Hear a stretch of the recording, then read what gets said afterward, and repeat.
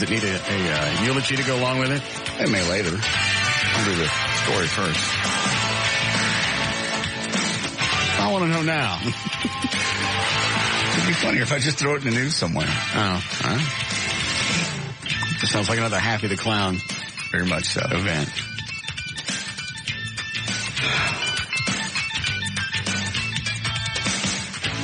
Guess what was in my box when I came in today? Another. CD. A gift. From Motherload. They're local. They want me to play it because I've been playing that wing chick. You're kidding. No. Local band. Now they're sending a talk station. Did you ever hear the wing chick? No, I'm wondering what the wing chick is. Okay. Maybe load up a couple of those. What is the wing chick?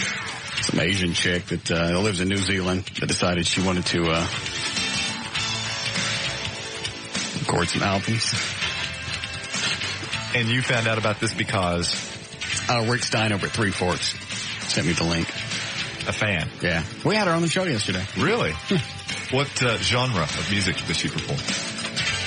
Hits? Yeah. Cover tunes. A few musicals. Standards. Christmas. Pop tunes and Christmas. I see. I'll play you what we got. Do we have the CD without the bumper stuff on it? Yeah.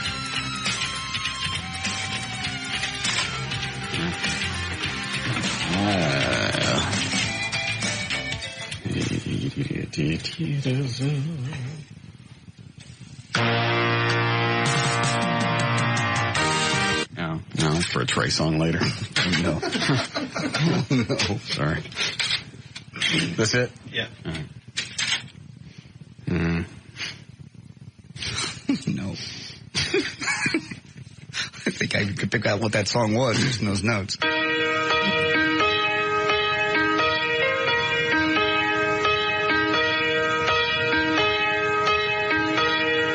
Why do birds suddenly appear? When I played this for the first time, I told him it was a deaf chick. It's even funnier. Yeah, it's funnier if you think they're deaf. I almost didn't blow the bit, just let them go through the whole thing. Play some more. Oh, yes.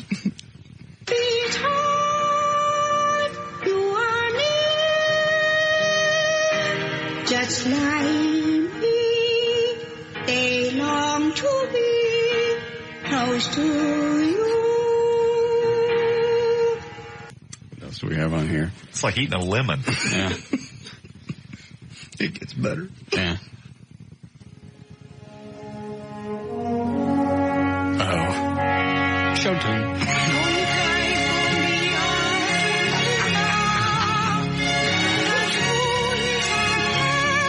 An Asian chick from New Zealand singing about Argentina. Yeah.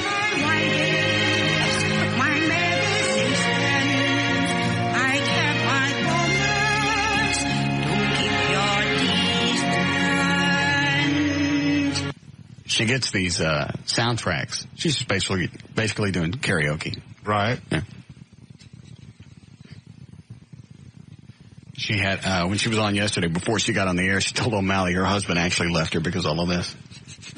Understandable. Memory on in the moonlight, I can smile at your face. I was beautiful then. I remember the time I knew what happiness was. Oh, we're thinking about flying her in for the white trash party.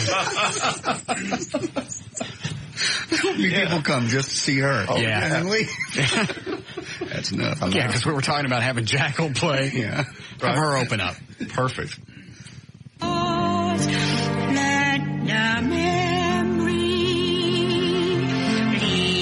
live again. How many cuts are on here? Do you remember? I think 4.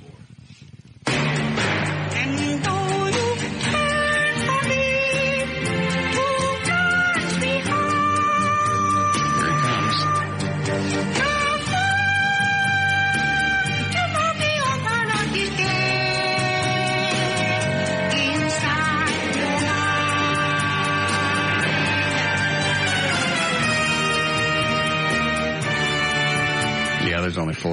bad. You want to hear some of the Christmas tunes? Her singing still? Of course. How could I not? These are all bumpers now.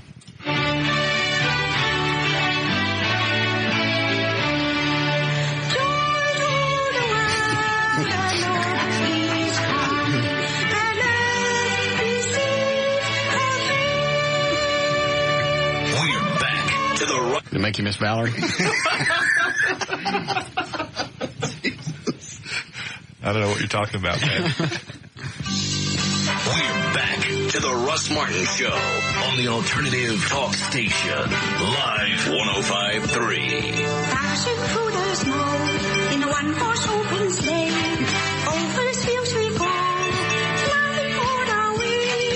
Bells and bobtail ring, making spirits bright. What fun it's to ride, sing a six song tonight. I'm not sure what she says there. Something about a rickshaw and meat. But it ain't the lyrics. No, it's not. That's my favorite. Hold that one again, Eddie. It's a steak song at some point. Right. We're back to the Russ Martin Show on the alternative talk station, Live 105.3. Dashing through the snow in a one-horse open sleigh. Over the fields we go, flying all the way. Bells and bobtail ring, making spirits bright. What fun it's to ride, sing a six song tonight. Jingle bells. What fun makes your line sing that snake song tonight? There's a rickshaw in there.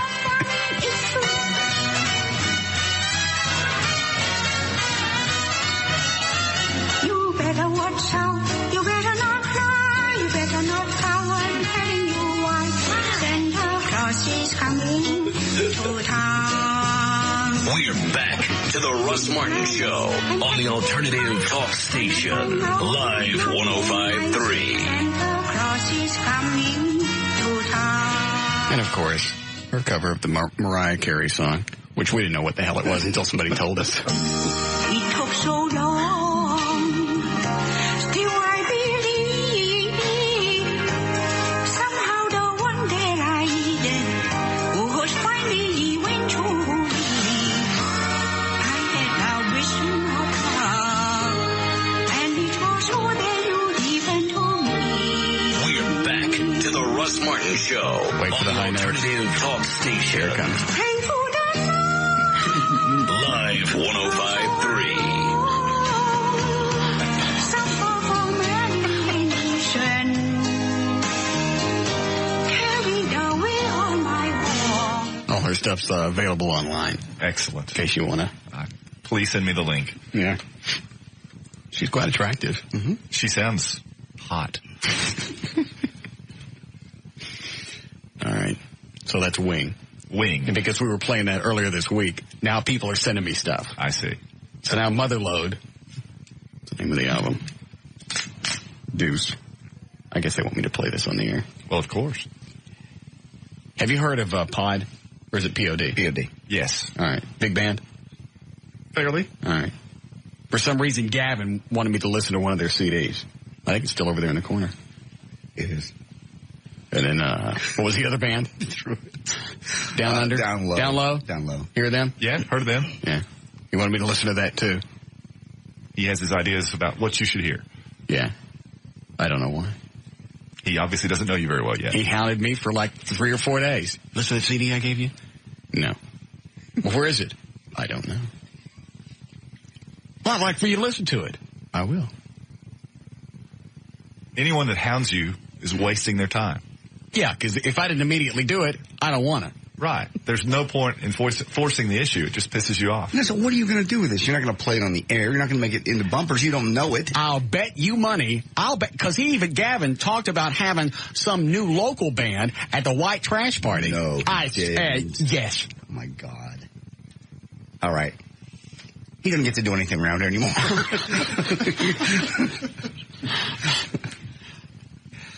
Well, Gavin, it's a White Trash Party. Southern rock. Recognizable tunes. Nothing new. Thank you, though. Appreciate you. God. You should go back into your office and grow some more gums. Gonna get a bunch of local bands at the white trash party. Not mine. Perhaps yours. Not serious. I swear to God. There he goes, trying to give you direction again. That's exactly what it was. It's a bad idea. All right, I got to hear some of this mother load. And then we'll start news. Oh, did you know JD had a wreck yesterday? I didn't.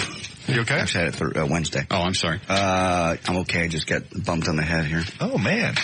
The chick that was behind JD sent me the detailed breakdown of how the accident happened. Witness right behind me happened to be a listener.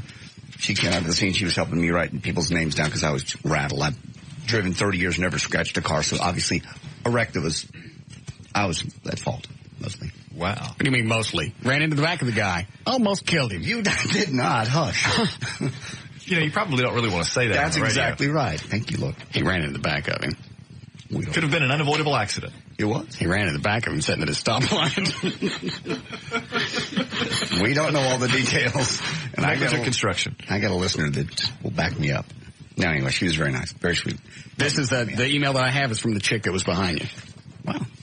Because I asked her, I said, so exactly what happened? And here it is. Oh, no. Do we really want to read this? Yeah, because it sounded like you just nutted out in the truck. I did after the wreck, absolutely. As soon as he hit the older gentleman in the white van, he put the car in park, started banging his hand on his head. I couldn't believe it. I was totally freaked out.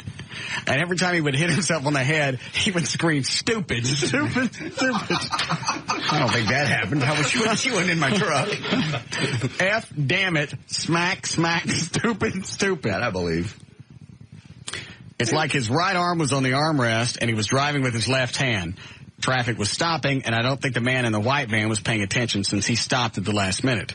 JD really did try to stop. He hit the brake so hard that the front end of his truck dipped, skidded, and fishtailed for about 10 to 15 feet. He jerked the truck to the right, and then when he hit, his whole body slammed forward. Mm-hmm. God, she's good. She saw more than I did, and I was in the truck. Then I saw him jump out of his truck. I don't think he was wearing a seatbelt, just by the way he moved around in the truck upon impact. Do you have your seatbelt on? I normally do. I truly don't remember. I normally do it as soon as I hit the I bet road. you didn't. That's why your head hit the steering wheel. Well, I do remember leaning forward. I don't know why, but pulling the wheel like I'm going to go up in the air or something, but pulling back toward the wheel as I almost impacted. Like I'm trying to pull the wheel to make it stop. I don't know. You can do stupid things. Why don't you run into a stationary object? You stoned? No. I was in a hurry. We got the 911 call. Oh, yeah. Really? Yeah. Who knew? Somebody saw it and called 911. Dallas Police Emergency 911. What's your emergency? Hello. I think Jack in the Box just had a car wreck. All right. I saw him jump out of his truck. I don't think he was wearing a seatbelt, just by the way he moved around in the truck upon impact. He jumped out of the truck to check on the other guy, and when he was walking back, he had blood running down the left side of his face to his eyebrow. So I got out, handed him some napkins, checked to make sure he was okay. He kept pacing back and forth to him. Been driving for 30 years. Been driving since I was 16. I never had a wreck. I can't believe this. Been driving for 30 years. First wreck I ever had. I was nervous, man. Never even been in a wreck. Just a wreck. You didn't kill anybody. Two cars bumped each other. Never even been in a car that got hit. It totally freaked me out. You get rattled easy anyway. I hit somebody. You always get rattled. I hit somebody. I don't make any difference. That's worth getting rattled when over. When the Texas Twister went off in your bag, you started screaming F and S, and you couldn't stop. And you knew we were on the air. I had to hit the delay so many times, it took 30 seconds. We had 30 seconds of dead air because you couldn't stop wigging out. I know. Yeah. And it scares me that you have a gun, because I don't know what's going to happen if somebody comes flying in here. I don't know how many times I'm going to get shot before you get the guy. I'll let Eddie handle it. I'll be on the ground screaming MF.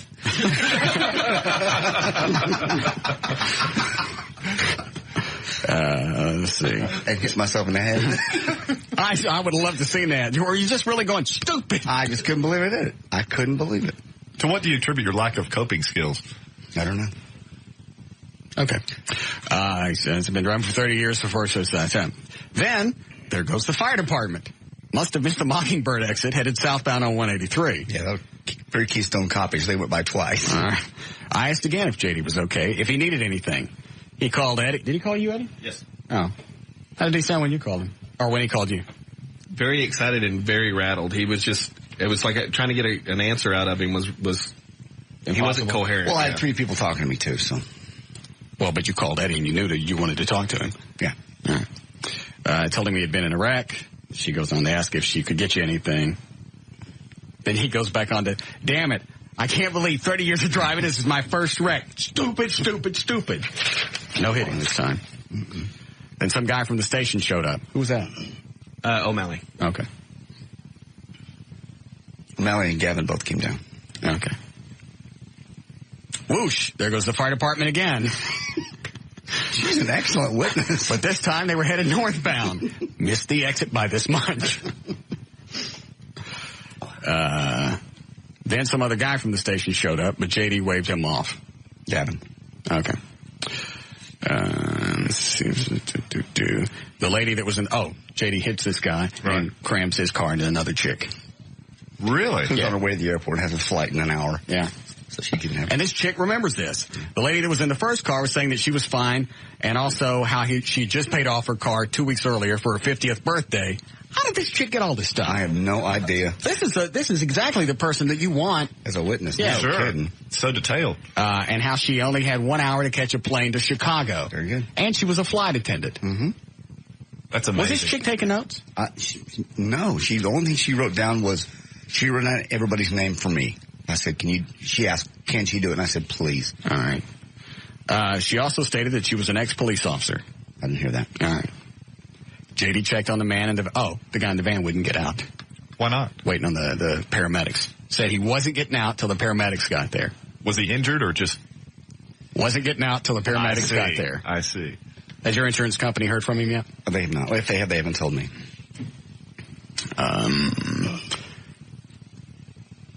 Fire department finally arrives.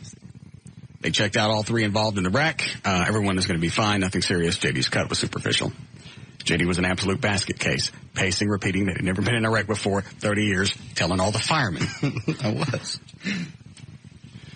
JD and I talked about the man that wouldn't get out of the van until the paramedics arrived and checked him out. He seemed fine, but sat facing forward in his van, back and neck, hunched over a little, left hand holding the left side of his neck, not moving an inch, but saying how badly his neck hurt. Mm-hmm. Rut-row. Yeah. Soft tissue injuries can take days or weeks to develop. Don't help me ever. Then as soon as he was checked out, the man was out bending over, stooping, and looking at everything. He even bent down to pick up his own bumper that was underneath his van. You knock his bumper off? Just plastic part. It was plastic, wasn't the bumper. Goes on to talk about the truck. Let's see, fire department paramedics said everybody was free to go. Oh, she's going to bring you a bottle of vodka. Thank you. That's what I needed. So if you want details, there's the email. She's excellent. Thank you. We need news? We need a break first? If we can. All right.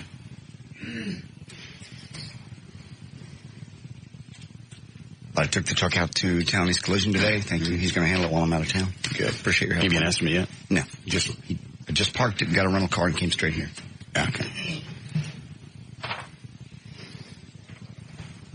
Nobody's heard from Trey? Not a word. Very sad. Last thing I heard was the day after he was here. It was a very nice email. Do you know he came up this week? No, I didn't. Yeah. On Monday. Yeah. What's that about? Just a bit. I needed something in here, and I screamed out Trey, and obviously everybody's going, what's the matter with you? Then Trey comes in 5 seconds later. What do you want? And of course, the whole day was jamming on him and his mom and everything else. So the next day, we had a real nice email. Thank you very much for the opportunity. Good to see everybody. Because I invited him to stay all week. I see. I won't be. Leading up to the holidays, real estate's slow this time of the year. I think his mom's out of town.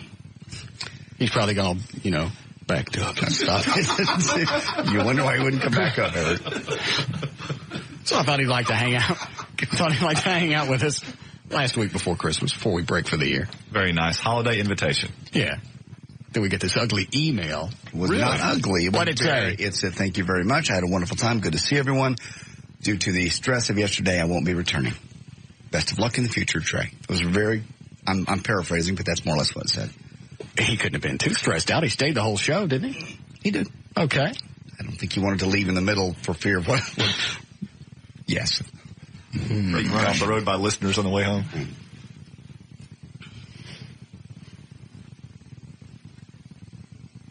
What are you doing? Nothing. You gotta look. I know.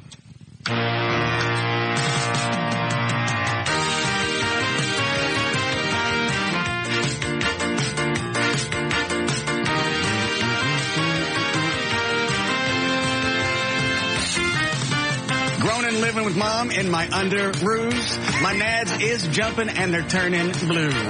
I'm just a guest, I got nothing to lose. Won't you let me bang you in the dookie shoot? Come here. Russ Martin, come here. No, what this? Stop it now. I mean it. No, I mean, won't you let me bump you in the poopy shoot? I feel like pumping. Mama, won't you join me, please? I don't like seconds and daddies at the end of the street. My nipples is grooving and I ain't lying. The Iceman cometh and he's right on time. Come on, mama, pop out the lube. Let me pop you in the dookie shoot. No. Quit. Let him have a nice holiday. Jesus. I worked on that 20 minutes. Well, I'm sorry. It was lovely. Almost rhymed a good bit of the time. It all rhymed. It's very nice. Thank you. Dookie shoot. What's the matter with you? That's just cold. And you distracted me. I couldn't even get on key. Sorry. It was my fault. It was my fault. Thank you. I apologize. All right. You get the part. I don't like seconds. That is at the end of the street. That is at the end of the street. Yes. Think you come back? No. On that face. All right, we'll be back. Why does it always sound like on key when I'm at home? Then I get up here and something happens. You sing up here. I don't know what it is.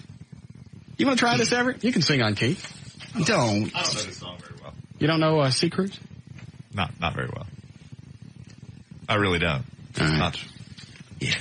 Not on my playlist. Abby likes it. I bet Abby does. Abby licks her butts and carries around your She likes to dance when I'm doing it. She does the carpet drag thing when I'm singing. She's praying for worms. Tether off, we gonna tether off the mother sucker. Tether off the sucker. Tether off, we gonna tether off the mother sucker. Tether off the sucker. Tether off, we gonna tether off the mother sucker. Tether off the sucker. This is Russ Martin.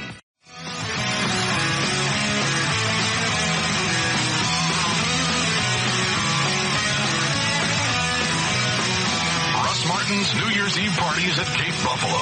Make reservations now at 972-381-9796. And to bid on special Russ Martin Show VIP passes, go to russmartin.com. Hurry, auction ends this Friday. Don't run that again, Eddie. I think the auction ended. I was going to ask you what time it ended, so it's over. Let me check really quick. It is...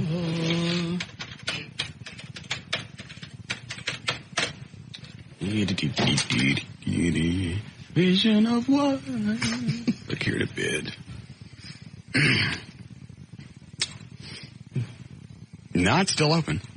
Thought it closed like at 3 o'clock. Some people bid for just one pass, not for two. Right. One. 150, 155, 180. It's like 180's one of the high bids, but there's 50 of them up. Jeez. That's going to be a fun party. Yeah. You going to play it? Oh, yeah. We're playing at midnight again? Absolutely. Okay. And you don't have to have one of the passes to get in. That's just for the VIP area. Call Cape Buffalo to get the normal stuff. All right. Ready to go with news? Sure. All right. All right, 3:43. J.D. Ryan's on Live 105.3. Thank you, Russ. Brought to us by Miller Lite and Outback Steakhouse. This hour of the Russ Martin Show is brought to you in part by Miller Lite. No need to walk about this holiday when you give Outback Steakhouse gift certificates in $10, $25, and $50 denominations. They're the perfect fit. Outback Steakhouse. No rules, just right. For Friday, December 19th, 2003, Alyssa Milano is 31 today. Jennifer Beals is 40. Tim Reed is 59. You realize I'm going to have to take high blood pressure medicine here pretty soon. Why? Dr. Trey, because you scream at me all the time. I didn't scream at you. You did. Nobody heard it. I hear it. He really wants to put me on high blood pressure medicine. Peter Fettner? Yeah. Why? Because my blood pressure's high. It's never been high. Quit being so sensitive. And you know what? Every time... Thanks, Everett. Yeah. Look at there. Now you don't have to medicate. I'm set. Good going, E. Thank you. You're pal. welcome. You notice every time that you plan a vacation or something like that, something happens. Yeah. Let me think. Yeah. Like when we went to Mexico, you fell off that railing thing, busted up your arm. Now you're getting ready to go to the Florida Keys. Nothing happened in Jamaica. That was a perfectly fun trip. I wasn't there. I know. Then you get ready to go to Florida, you wreck your truck. Yeah. You think subconsciously you do these things to yourself? I don't think so. Actually, it's just going to turn out to be a positive. The truck is going to be away while I'm away, and I get a free upgrade on the rental car when I get to Florida. Yeah, but that old man will probably sue you and take everything you got. Oh, there we go. That's what I'd do. Well, Yeah. thanks a lot for putting that on my mind just as I get on a plane. I appreciate that. Well, you're the one that admitted liability on the air. Hey, as I leave, will you call me and give me a little pep talk? Yeah, what do you want? You want to do the plane thing? Plane crash? Yeah. One of those? Plane crash. Tell me about the old guy suing me. Yeah. Blood pressure and my, talk to me about my cholesterol right before I leave. Oh, there's one more thing that you probably want to know before you go off to Florida. What? Tell him, Eddie. What? Don't. The guys at Richardson Gold and Silver said that if you wanted to swing by tomorrow, they would be more than glad to set you up with an engagement ring of your choice. And this is no joke. He absolutely called me today at my appearance and said, we keep hearing it, and if he wants one, Russ. and they're expensive, we'll set you up. Price is not enough. I have no part in this. Yes, the hell you don't. Congratulations, JD. Shut up. Anything you want. My gift is the trip. We've had this discussion. That's because you don't want to spend any more money. No, it's because that's my gift. That's a fine gift. But this is a lovely gift that they want to help you out with. And something you want to do anyway. We'll discuss it when I get back. What's to discuss? Peter Chris of You don't need no Kiss is 58. Mm-hmm. Over the weekend, Kiefer Sutherland is 37. Andy Dickel turned 38. Ray Romano, 46. Samuel L. Jackson, 55. Jane Fonda, 66. Phil Donahue is 68. Do you not love Joy? I love Joy. Stop it. Don't do this. Stop it. Let me go just today. Get through the next 3 hours and 15 minutes But they without want you ruining my vacation. They want you to have a ring. I bet she'd like one, too. She loves you. We have discussed this. She loves you. I realize that. Maybe when we get back, we'll talk about it. Why don't you talk about it during the trip? It's a nice way to get away. I don't have to. Nice time to get away. There's no distractions. You can lay out on the beach, pop it out of some place out of your head. I can't and give her the ring. I can't surprise her now. You guys mentioned it on the air. She's probably still excited. Now she has the anticipatory delight of waiting for it. And all her friends at work will be waiting to see it. But it won't be there because we're not going to go. Tomorrow's busy. I'm booked. I'm not going to take... Well, what size does she wear? I can go get it. I don't know. You don't need to go get it. 3 years, you don't know what size ring? I got nothing to do tomorrow. You are busy. I'm on the beach. No, you're not. Yes, I am. You're busy. Stop. I don't know what size ring she wears. I never bought her one. Is money an issue? No. I've just spent everything I need to spend for Christmas. Well, then you don't have to spend any extra for... I can't accept a ring from a client. Why not? I just can't. You get free stuff all the time. Not appropriate. That's a very expensive gift. Wait a minute. What? Why all of a sudden is it not appropriate? You used to play records for Coke. I never did play records for Coke. But saying that. For Van. You No, got a van out of it. Didn't get a van out of it. Yeah, I what did you nothing. play to get that Good Times van? I got nothing. I played nothing to get anything extra. All I ever got is a trip to the MTV Awards. And that was above the board, and the radio station knew about it and everything else. Nothing ever given to me. So how come you don't want the ring? I don't think it's appropriate to accept from a sponsor. Well, they'll charge you something. I think they want you to have it. Don't they, Eddie? He really, really wants you to come by. I mean, that was the whole gist of the conversation was if JD really wants to get her something. You can't make time to go by there. I'm not doing anything. Yes, I have no part in this. You absolutely do. And you know what you're doing. Yes, you do. It's a beautiful gesture. Don't help me, Everett, please. They're open till 9. Want to throw on a website, too, while we're at it? 75, just south of, what? Beltline. Beltline. On the right-hand side. Gotcha. Nice fountain out front. Is it? Mm-hmm. So you've been there. Lovely guy. Yeah, I've been out there before. Okay. What'd you get while you were there? Something for my mom. Oh, nice. Very nice. I'm sure they have lovely stuff. Audio tape reportedly. You should stop by. I will. Maybe when we get back, we'll talk. Too late. She and I will talk. Why is it too late? They want you to have it now. Free parking. Mm-hmm. I can call him. He could probably meet you up there whenever. He could probably come down here. Eddie, how do you bring a bunch of stuff down here? I don't even know what size she wears. That's okay. They size. I'm excited. Congratulations. For what? For what? You get an engagement ring. That would involve me asking someone to marry. Stop this. Why are you doing this? That's merely a formality. Why are you doing this? You know how much I'm looking forward to this vacation and getting away and relaxing. Dappershaw. What? What? I don't know. Okay. That's a word, ain't it? I think you meant patooey. No. Please stop. All right. Okay. Thank you very much. An audio tape reportedly from Osama bin Laden's deputy in Al-Qaeda aired on Arab television Friday warned that the terror group would target Americans in their homeland and would drive U.S. forces. No better time than to get her a ring and profess your love, because we're probably on the verge of Armageddon. No, we're not. Yes, we are. We'll be around years and years and years. The speaker on the tape mentioned a visit by the U.S. deputy. That's what Brumley always said. What? Be around for years and years and years. That's a real uplifting moment. Why don't you get her a ring?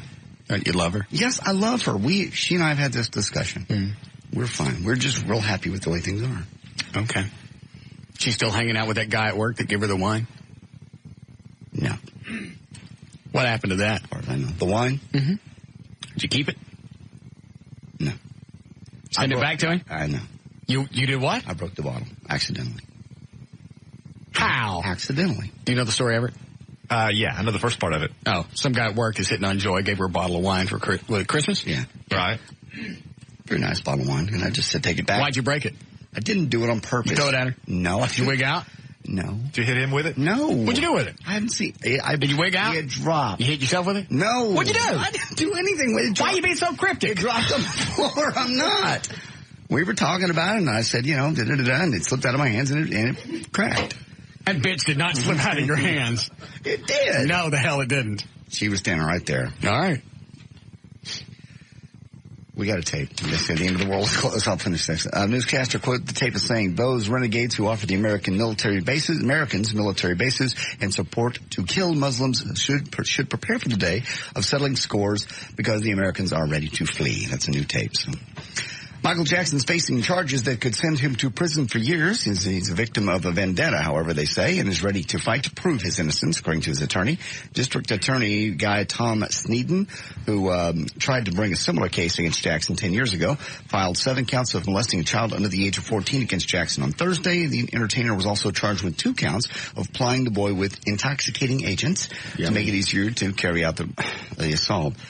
This time he has a cooperative witness who isn't interested in a piece of Jackson's fortune, according to the district attorney. The entertainer's attorney, however, denounced the allegations as driven by money and vengeance. Jackson is free on a $3 million bail, and he looks forward to resolving the matter in court. And tonight on ABC's 2020, Barbara Walters interviews Jermaine Jackson and the older brother, Jackie. In addition to, of course, proclaiming Michael's innocence, Jermaine and Jackie talk about Michael's alleged mistreatment at the hands of the arresting officers. He says, quote, he had to use the restroom, and then they had to mention that they had locked him in there. How does it smell in there, they said, and it wasn't too clean at all. Why is it his attorney hasn't said any of this? They were making fun of him. I don't know. This is coming from the brothers. Jermaine also says that the alleged physical abuse that Michael suffered, for someone to turn himself in willingly, you should not have to put handcuffs on him. And to handcuff him from the back, it was really bad. He's very fragile, so they bruised certain body parts. I don't think it matters if they come get you, you turn yourself in. Don't you always get cuffed? That's just part of the process. Part of the process. But that's Jermaine tonight on 2020. I saw a clip of Jermaine and Jackson's attorney on Larry King Live. Mm-hmm. Attorney didn't say anything. He's just watching Jermaine talk. And you can almost see it in his face. I wish you'd shut up. Oh, yeah. Well, I mean, I think Garagos and Jackson have come out and said, don't listen to anybody else except us when it comes to me. They did, basically. They even came up with a website that said, nobody else speaks for us but what's on here. Yeah, because in the beginning, there were all sorts of people that proclaimed their love for Jackson and said all different sorts of things about him that had nothing to do with Michael Jackson at all, didn't even know him. You would just think the lawyer would get to Jermaine and Jackie and say, go away. Don't help us. Yeah, we got this handled. I don't recall you being there when he got, when he was arrested. All right, guys. That'll be on tonight. 23-year-old Mexican man is dead, reportedly after being at a children's party playing a human piñata. The man was standing on a beam with a rope loosely tied around his neck and ropes tied around his hands and feet. He was letting his younger brother and sister swinging him with sticks. Lost his balance while trying to avoid being hit and was strangled to death in front of the children when the rope tightened around his neck. I think that should wrap it up. Here's news and information. I'm J.D. Ryan, Live 105.3. This is Russ Martin. Who's impervious to all that surrounds him. Now, 214-787-1053. Y'all fools up now. Y'all fools up now.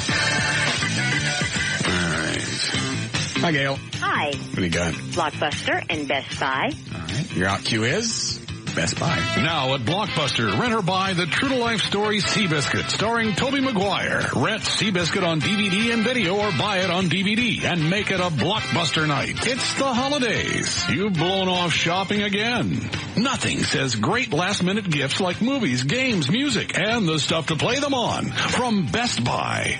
In Dallas on westbound I-30 Tom Landry Highway at Westmoreland, there's 5 cars and a semi involved in a crash. The 2 right lanes are blocked, and that's why everything's stacked up into downtown. On northbound 75 Central in Plano, just past Spring Creek, only the right lane open after an accident. On westbound 183 at Amon Carter Boulevard, you've got the 2 right lanes blocked with a backup to Beltline and 635. Eastbound 635 at 75 Central, there's a wreck in the left lane, where the exit used to be. Traffic is backed up forever. East and westbound 635 at Welch Road, accidents in both directions.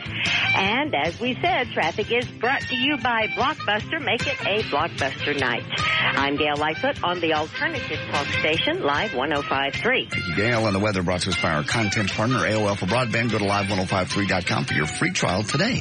It'll be 32 for the low tonight, mid-60s by tomorrow. We have 61 now at Live 105.3. And it is different. It is not. It absolutely is. Possibly different. Because it was you, I know. It's not. It's sexual gratification for cash. It's exactly what she does. So you're telling me that by having that fat, ugly chick that came in here and me showing her my weenie for money. How's it any different than what L.A. does, other than the obvious, there was no insertion? Thank you. Well, that's the difference. It's just levels. L.A.'s doing sexual acts. I'm modeling. Modeling what? Your thing? She gave me modeling. Yes, I was. No. She just. What's the definition of modeling? She was looking. Counselor? Not that. It is too. People do nude modeling all the That's time. for artists. It was not artistic in any way, shape, or form. I got to be Asian before it's really considered modeling. I didn't say that. That's artistic. It's like if you're drawing, you're taking a picture, then it's artistic. I realize it's a fine line. Yeah, I had this argument. Not a fine line. I had the same exact conversation with the chick I dated who wanted to do a topless dancer. Well, that was okay. And then she went to the tanning places, and that was a little different. And then you didn't want her to tan? It wasn't the tanning thing. It was the tanning place she worked over in Fort Worth where they didn't have no tanning beds? Yes. Okay. I'll leave it at that. And what happened in that? I don't know. Did you ever go to see her? I never went to see her. That was when we first started dating, and she quit almost immediately as soon as we started dating. Why? I didn't ask her to. I don't know. Wouldn't that concern you that some chick wanted to work at a tanning place that didn't have no bed? When I first started dating her, I didn't think we'd be together over a year. I really thought this would be a fun weekend thing, and she's a little whore, and we'll have a good time. Well, I did. Okay. All right. Being honest. Okay. And I stayed with her longer than I thought I would. Because she was a freak. Absolutely. Is that the one that used to do herself with your stick shift? Mm-hmm. And then we had this discussion where it's just levels of prostitution. What kind of stick shift? It was in a black Honda Prelude 2-door. All right, that wouldn't hurt then. No. Now, if you had a Hurst shifter, that would hurt. Yes. Yes. Yeah, T-bar. No, that would be bad. Yeah. All right, so. Anyways, we had this argument once. I said, it's just levels of prostitution. I think you were wrong on that one with her, too. I remember this conversation. It's just levels of prostitution. It is not. It is. It's modeling. Modeling. It is. There was nothing artistic about this. First of all, being artistic is subjective. Yeah. Thank you. How do you decide what's artistic and what isn't? Well, I don't. But she was just getting some sexual gratification out of seeing your thing. She even said that. She goes, I haven't seen a guy naked in a long time, and I want to get off on it. You made me really horny. I don't remember her saying that. Yes, she did. She said when you and Danny Sexton were doing that thing, that made her horny, and she wanted to see it too. So that word's horny, that really kind of, I would say, negates the artistic angle. So in a movie, when somebody's naked, yes, and I get aroused by it, does that make them a whore? Well, that's a real fine line. No, it's not a fine line. They did it for artistic value. That's what I was doing. And she paid me cash, which makes me a whore. Professional. No, it doesn't. Yes, it does. Okay, so then L.A. is just a professional model. She is a professional, and even though I love her, a professional whore. Just because of what? Physical contact? Because they have sex. Okay. That's looking at me and watching me. That's not a definition. That's the difference. Well, how you could equate the two doesn't even make any sense. So then a girl that is a topless dancer is then just a model, really? Yes. Okay. All right. It is. I disagree. She's there for sexual gratification. Nobody gets touched, but the guy. All right. So all the chicks that are in Playboy are whores. By definition, they're there to provide sexual gratification. They're there to model. By definition, they're modeling. Well, what is the line of distinction? So you're saying chicks that have posed for these statues over time? Which ones? Like nude statues. Venus de Milo. Yeah, she's a whore. No, because that was not done for sexual gratification. How do you know? If somebody you don't know that I can't whip it to some sculpted rock? Then that makes. You're right. Then that makes. No, here we go. All right. What? No, I'm just saying. All the nude statues in Greece, and those were done for I'm not saying some guy didn't look at that or some girl gets turned on. Why do they have to be naked? Why can't they have on a parka and flip-flops or something? Why do they got to be naked? I don't think people get turned on by people in parkas and flip-flops. That's what I'm saying. That's why they did those things. It was you were saying it's artistic. I'm saying it's to get a rise out of somebody. Mm. The naked body is to get a rise. It's a fine line. It's not a fine line. You're retarded. I'm not. They've been arguing this for years and years. What's obscene and what's art?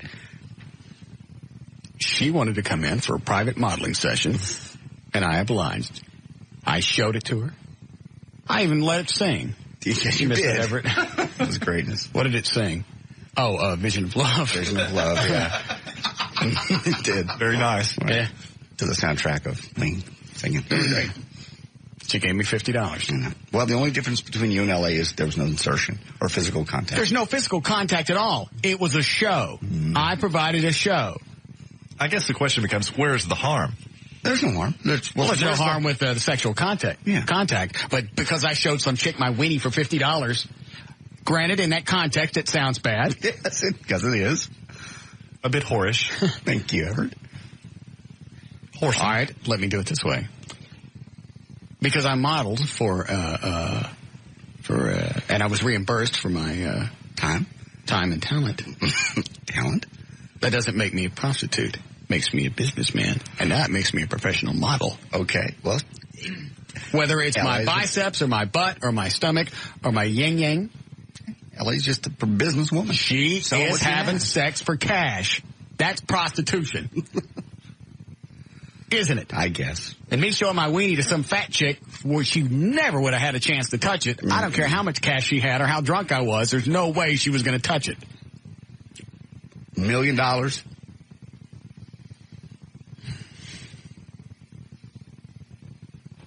Oh, yeah. There we go. But I didn't do it. Okay, but you would. Yeah.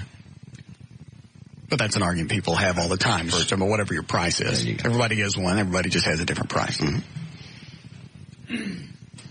So $50 ain't your price. To see my weenie. I believe Did I swing it? No, she just looked at it. Just looked at it. She looks at it and she goes, well, it's not doing anything. I went, lady, it's an exhibit. It's not a performance. Quite a moment. And then it sang. Yeah. Very nice. I think you threw that in for free, didn't you? Yeah, I never charged her for that. It's very nice of you. Yeah. Just the spirit. Encore. Even offered her a departing Polaroid. Really? Yeah. See? Memory. Modeling. In that case, you're right. It's down in film. I guess you're a true artiste. Well, and you gave her something to remember it by. It's very, very nice of you. Yeah. Now, what JD's talking about with the chick he was dating in the tanning place is the guy would actually come in, get naked, and take himself to finishing while she's dancing around naked. You're right. That's probably pretty close. I just said, if someone... Now, had the chick got naked too, then it's no longer an exhibit. It's some type of participatory event. Right. Somebody's getting direct. Well, in that situation, in the tanning place, there was no tanning booth. Someone actually had a sexual moment, and cash was exchanged. Right. That's all I said to her, and she was off screaming at me. So you're calling me a whore? Well, yeah. By definition, that night didn't go well. So immediately you're on the defensive. Yeah. Is that why she quit? No. We had this discussion later when she decided... Is this the same chick that you took to a Christmas party and she recognized one of the guys there? Yes. One of the guys that I worked with at a radio station at the time turned out to be a regular customer. Oh, how nice. And we walked into the Christmas party. She goes, oh, my God. And I'm like, what? She goes, that's one of my customers. I went, that guy? So now... And would he actually come in and peel one off while she's dancing? On a regular basis. Was there anything between her and him? Not that I'm aware of. Probably not. He's a regular customer. Just would come in. No, I don't mean relationship-wise. I mean like a sneeze shield. Oh, no, I don't believe so. Spatter guard. Yeah, because you could get whacked. Yeah, you could. No, I don't know. I never went into one, but I don't believe there is. I believe it's just as you would get a lap dance at a regular place, except you're allowed to take care of yourself during that time. It's very courteous. That's what I believe occurs. I don't know. And we were so early in the relationship, I didn't really care. That would wig me out even early in the relationship. I was just in for the freak factor. So this guy actually would come in and peel one off? A regular. So now at the party, everybody's like, okay, does he think I'm with a hooker? Or is he afraid that we're going to bust him? Right. Because he's there with his wife. Did it ever come up? Never did. No. Well, of course, if he's there with his wife, he's the last guy that's going to want to call attention to it. You should have got some cash out of that. Who was it? I'm not telling you. You told me before. We told the story before. I'm just not going to say. Let me turn the mics off. I will not repeat it.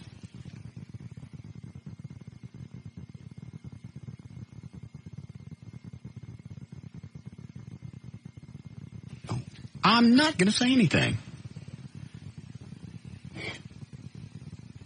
Please. I'm not going to repeat it. Does that apply to me? Yes. Yeah. No reason to bag on Dorsey. Hey! It wasn't Dorsey. Stop it. It was not Terry. No, it wasn't. That's got to be strange. Was he an ugly guy? Yeah. Relatively. Okay. Was his wife ugly? Oh, yeah. He never would have gotten close to a chick like what you were dating because she had the fake boobs, right? Yeah, big, tall, blonde with fake boobs. Yeah, Hi, Roger.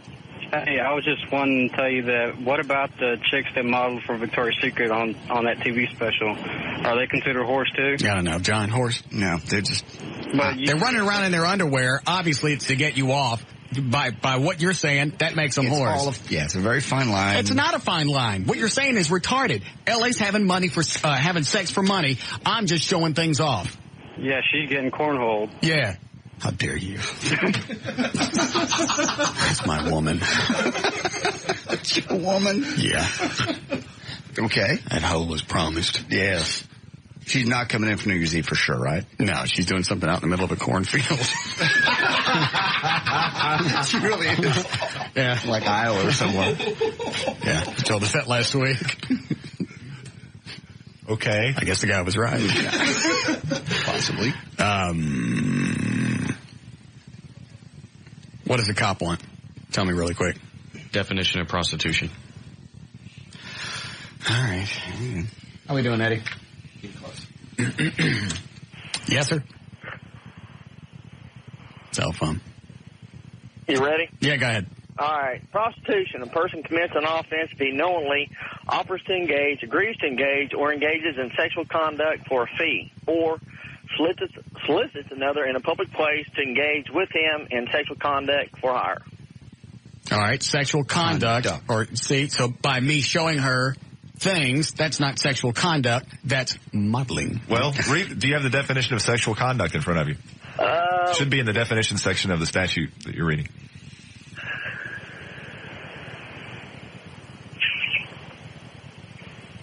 I think I'm clear on this one. Yeah, I think you are too. See? Plus, there was a camera in here. What's that mean? That means it's a modeling session. Thank you, sir. Yeah, you can't get in trouble for stuff that's filmed. Okay. So I go pick up a hooker on Harry Hines. As long as I got a camera in the truck, I'm set. Yeah. Good. Probably the best way to get out of it. Yeah. Have a camera. Seriously, have some kind of camera and some lights in the back. Go, hey, I want to film a session for $50. I'm doing a documentary here. Yeah. What's the matter with you?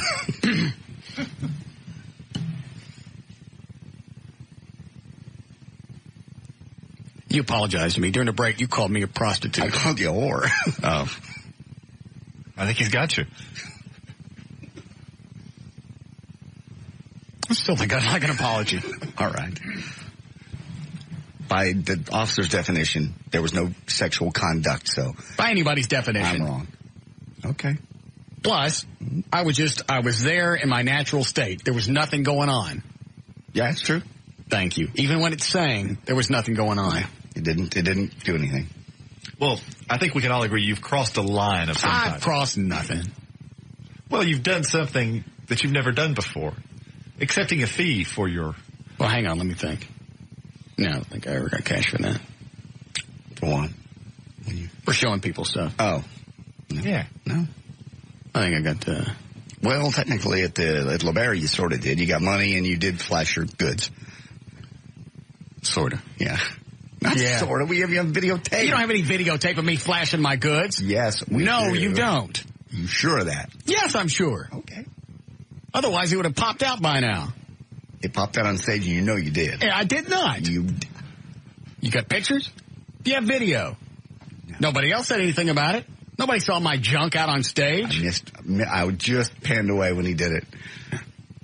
Never showed my stuff for cash or anything else before. Okay. You did it, LeBaron. I did it once at Dairy Queen. Oh, Dairy Oh, yeah. Everybody. Was it in East Texas? No. Oh. I wanted one of those things with all the ice cream sweats nestled in between a sweet and Nana. I forget what those are called. Banana split. Yeah, those. They gave you one for showing your junk? Yeah. Wow. No, those were negotiable. You should have seen what I had to do to get a blizzard. Just can't imagine. We're all right, Eddie. You can tell it's the last show of the year. Yes. I don't go flying F what we talk about. All I want is it to be 7 o'clock. Killing time. Oh, it's going to be a fun day. I don't know. Here's my bottle. Oh, no.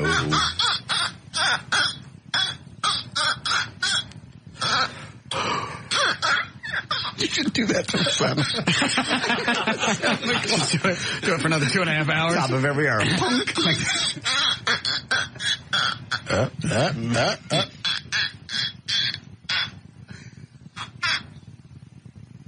Oh, this one went bad.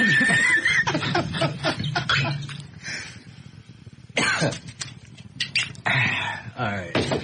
Take a phone call and we'll take a break. I don't want to take that one. I'll take this one. Yes, Jesse. Russ. Yep. I'm freaking tired of having every girl I bang claim she's pregnant, only to find out it's not mine or that she never was pregnant in the first place. What the hell is Are you using a condom? Yeah. I always pull out. Are you using a condom or not? Yeah, I use a condom. Well, why do you pull out if you're using a condom? Well, no, it's either that or I pull out. One of the two. Oh, I got it. Well, I dated a chick that was 27 years old that still thought pulling out could keep you from getting pregnant. Works, yeah. Well, these chicks may be pregnant. Pulling out is not an effective means of birth control. Well, it's always worked before. I mean, I got two. Obviously not if you got all these chicks telling you that they're pregnant. But none of them were pregnant. It wasn't. Well, you're still running the chance. If you're having sex without a condom, I don't care where you pull out or what you do it with, there's a chance of her getting pregnant. Well, yeah, the one time that I had a 2-year-old, I have a 2.5-year-old daughter, but she was planned. That was the only time. All right. I'm just telling you the pull-out thing doesn't work. And I've had chicks say that before. Well, we'll just do this, and then right before, you pull out. That's not, that doesn't always work. Granted, the good portion of your junk goes other places, but it doesn't take, yes, it still works. Right. Yeah. Well, all I think is they just want me to be their ace check cashing service for them or something. Because that's all I think it is. Money. After cash. Well, then stop having checks. I don't have no check. Stop having sex with chicks without a condom. It's the stupidest thing you could do. That's why I got a vasectomy, even if a condom went bad. I don't want any kids. I don't want any obligations. I don't want anything. Well. How old are you? I'm 37. And you think pulling out works? Well, I always have in the past. Dandy. Then you continue on that way. Never got a chick pregnant before. Absolutely. Except for one I planned. I got it. You've been very lucky. No, in the course of having sex, there are things that still come out in your That's a medical term. It is not. Yes, it is. Well, then don't say it again. Unless I say it, don't you say it. That's what the pause was for, because I was figuring out how to word it. It's a medical term. You can say that. Did I say you could say it? Oh, you can say it. Wasn't Shut up!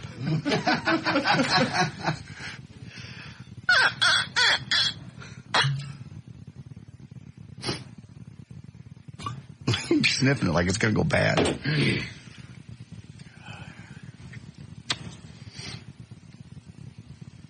But nothing. Okay. Anyway, there's still stuff, seeds in your. What is it, Everett? I'm not going to say now. Maybe on the unapproved list. Don't want to risk it. Haven't been authorized. Pre-ejaculate. Thank you. Very nice. So yes, you can get pregnant. For all you idiots I couldn't believe that I was dating somebody 27 that thought that worked. Unbelievable. Yeah, go read on the internet. Get on Google and just search for withdrawal. There's all kinds of information out there about different methods of birth control. Is that one of them? That's what it's called. And people actually buy that? Well, that is a method, but it's highly ineffective. And if you read about it, you will learn that, it doesn't work. The only time I ever used that was when I was married, and if we got pregnant, we got pregnant. Really? Yeah. And I used that for a while. So I got Chris. Is it really? Yeah. But we did it for that. We'd been married 5 years when we found out a kid. Does he know that? They were both actually, we were ready to have kids. Obviously not if he was pulling out. Well, I wasn't sure I was ready. He was a stray. So I wasn't sure I was ready. She was definitely pushing to have kids. So. All right. Let me see what he's got screened here. How much for divorce? Not take biology in high school. Where do I send money for VIP passes? Take this one really quick. Yes, Mary. Okay. Now, I graduated from a Texas school, and I took biology in the 10th grade and learned that in biology. Actually, if you're a girl, you learn it in junior high school the minute you start your, monthly. You learn what? You learn that pulling out doesn't work and that there is, the stuff that Everett can't say. You told him not to say it. So no, I got it. Obviously, there's still a chance of getting pregnant because as you're in there, doing your business and pumping around, things come out. That's the easiest way to describe it. And yeah, you can get pregnant. Anybody thinks that you can't's an idiot. Well, that's why I'm wondering, did the guy get a diploma or a GED, a good enough diploma? You mean the guy on the phone? Yeah. Who knows? Yeah, and JD said it worked for him for 5 years. Yeah, but we didn't carry the way. I didn't do it like with girlfriends. Well, and she ultimately got pregnant. And she did. Right. But it worked for a while. That's like playing Russian roulette. You might as well just put a gun to your head and pull. Absolutely. See which one comes out faster. Pregnant or blow your brains? Shut up. Why don't you try the second? Leave me alone. We'll be back.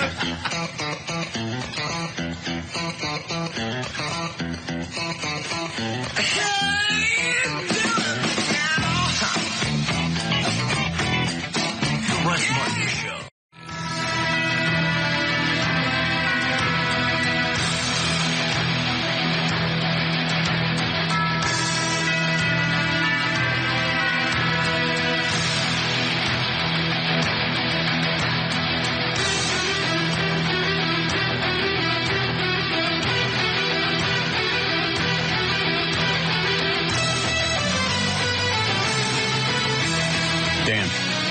time is Henry coming up to play?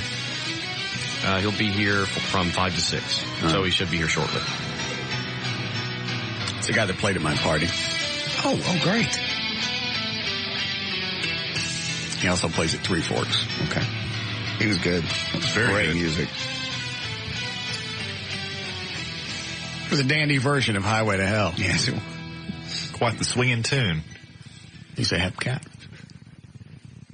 It was either him or one of the other guys in his band that either played around, worked for, or somehow was around Jack Ruby. Really? Yeah. You ask him when he gets here. He said Ruby wasn't that big of a presidential fanatic. Any explanation why he would do that then? I don't think they had one. Because that was the rumor, that he was just such a big Jack Kennedy fan that he just freaked.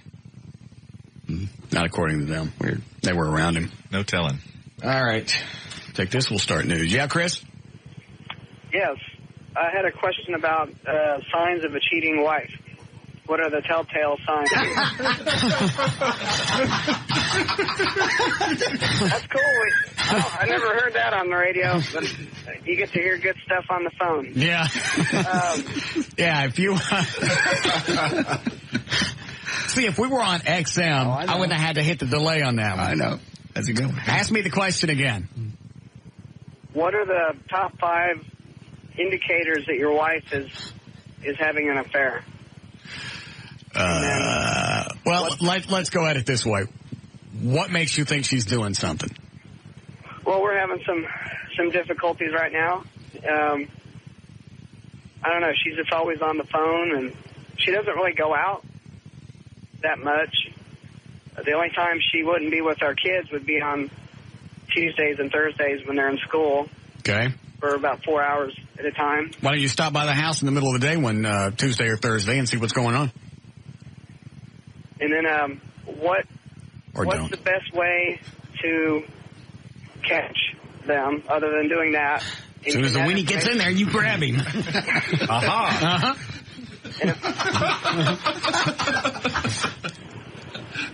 And if can you use any of that information that you gather in divorce settlements?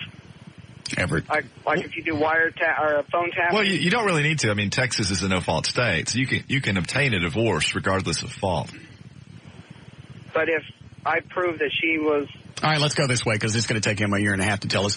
If he proved that she was cheating, will that keep her from getting half of what they both have together? Well, that would go to a jury, and obviously that would impact the jury's decision-making, one would presume. All right, so that information would help him. That potentially could come in. Children. Say it again?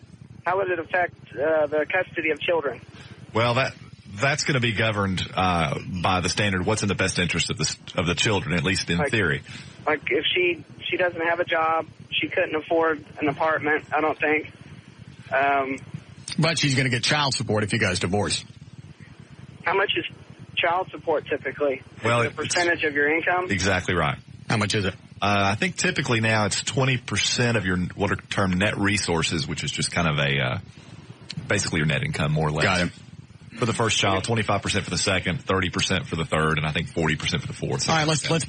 You never really said why you think she's doing anything. You guys are having problems, but that doesn't mean she's out getting porked. Yeah, and we're starting marriage counseling, which always doesn't work, but she's willing to go. And well, if you're going in with the idea that it's not going to work, you're wasting everybody's time. Yeah. And why do you think? Listen to me. I don't see. Why is that? You're still not listening? I can already see the problem in the marriage. You don't listen. I can't shut up, right? Now I forgot what I was going to say. What is it that she has done that makes you think she's cheating? Yeah, that. Well, she's gone out a couple times with a girlfriend down at Deep Ellum, and they've gone to... It's only been twice, and she's gone to... There's some bar down there where the Beatles... I can't take him. I know. I'm sorry. He's not going to get to it. No, he can't. It's. And if somebody's gone out a couple of times, that wouldn't immediately make me think that they've been cheating. No, you've said this before. If somebody drastically changes the way they dress, drastically changes where they go, how late they stay out. Quit sleeping with you. I've quit sleeping with my wife. Well, actually, that doesn't always work because especially with guys, they're banging somebody else, they're learning new stuff, and they want to come home and try it on you. So it's any drastic change. Either less sex or more sex. Yeah, I go with it. I go with that. Sneaky phone calls, that kind of thing. She's doing something, whether she's actually cheating or not. Something has changed. That's why, in the beginning of a relationship, if you're a guy, I don't care what chicks do, have an erratic schedule, and always have one. Don't have the certain days that you go out and the certain days you're with her. Have it always rotate. Have it be unpredictable. It's a lot easier to cheat and not get caught. You're welcome. Yeah, Stephanie? You're not accepting money for sexual gratification? No. You stuck my friend's hands down your pants at LeBaron. I don't know you. Yes, you do. Anybody could call up and say that. She bit you. Hello? I don't recall getting money for that. $60. Not to bite me. Oh, I remember that chick. I was giving her a lap dance, and she bit one of my nipples. Uh-huh. And then you stuck her hand down your pants. I never got anywhere near it. Did. I had it tucked. You didn't see anything. I had it tucked back. Yeah. No, you didn't. So change your story. I don't have to change anything. That was a bonus for her. She could get anybody like me. And there's an email from some guy in here that said, my wife wants to divorce me for what you let... God, I must have been busy. My wife wants to divorce me for what you let her do to you while you were dancing on stage at LeBaron. I just figured out how to contact you via email, so I'm letting you know what an ass you are. Do you have to have every woman in the world? Aren't the whores that you get from the show enough? I'm just a regular guy living a regular life, and you go and make my wife want to leave me. I can't even kiss her now. God only knows what you did to her. You suck. Wait a minute. Why is she wanting to leave him because of what you did? Leave him for you? I just wonder, where is she going to go? That doesn't make sense. What's her destination? I don't care. I got nothing to do with that. Okay. She just got a taste of the good thing. She's ready. Now she knows what's good. All right. She'll go out and find a better relationship now. Yeah. Be happy for her. Yeah. Okay. Do you want to take any of these? Nah, let's do news here. Ready to go? Yep. All right, 447, J.D. Ryan's on Live 105.3. Thank you, Russ. Brought to us by Lens Crafters and by Blockbuster Video. Sunglass Hut has over 700 styles, including Ray-Ban and Anne Klein. Can't decide on which one to give? Get a gift card. Returns are no problem. Sunglass Hut, where it's better to give. Now at Blockbuster, rent or buy the True to Life story Seabiscuit, starring Tobey Maguire. Rent Seabiscuit on DVD and video, or buy it on DVD and make it a blockbuster night. If you're throwing that to me every time. I'm sorry, what? Nothing. I was just all ready to go, and you screamed at me. If you're throwing a Christmas party, listen up. California company recalling about 40,000 bottles of Hanson's Classic Sparkling Cider because the glass bottles may shatter while they're in your hand. Some of the cider may be contaminated with yeast, which causes pressure to build up inside, or there may be a defect in the glass itself. 2 cases of minor cuts have been reported as the glass bottles explode. Hanson says it knows of no other additional injuries. Recalled are the 50.7-ounce Magnum green bottles of Hanson's Classic Sparkling Cider with a gold foil wrap over the cap. The bottles were sold nationwide beginning in November. 32 states, if you're in one of these states, you could possibly be sued if someone leaves your party and drinks at your party and then kills somebody. It's called social host liability, and the new survey from the independent insurance agents and brokers show that only 15% of people even have ever heard of this. The law says you could be held liable for not doing anything to prevent a drunk leaving your party and hurting or killing somebody else. They say basically to prevent this, use common sense. If somebody's wasted, don't serve them any more drinks. Take their keys, give them a place to sleep. By the way, the 32 states with social host liability, one of them is Texas. 18 states without social host liability include Arkansas, Oklahoma, and Louisiana. Everett, how does this work if you have a party? I know we talked about this before. I had the Christmas party. Right. If I don't serve alcohol and people bring their own, does that still make me liable? Well, obviously the causation between you and the wreck is somewhat more tenuous, but I think you could, just to play the other side, you could argue that but for your negligence in letting them leave the party in a drunken state, the accident would not have occurred. And I truly don't know how the case law comes down on that, because it is somewhat of a distinction. It seems like if I had a party and I didn't have any alcohol, all I'm serving is food. Right. Because I didn't want to be liable for anyone. They bring their own stuff. You would think they'd be responsible for their own actions. Well, and the question becomes, at what point does your liability cut off? I mean, are you going to be held responsible for letting someone that you know or should know shouldn't leave your house? Or are you going to be held responsible for letting them leave? Well, some people also hide being drunk. They hide it pretty well. That's true. Dan Lewis is a great drunk. Absolutely. I've watched him drink and just sit there, and you'd never guess that he was plowed. No good on brownies, though. No, he got stoned on those.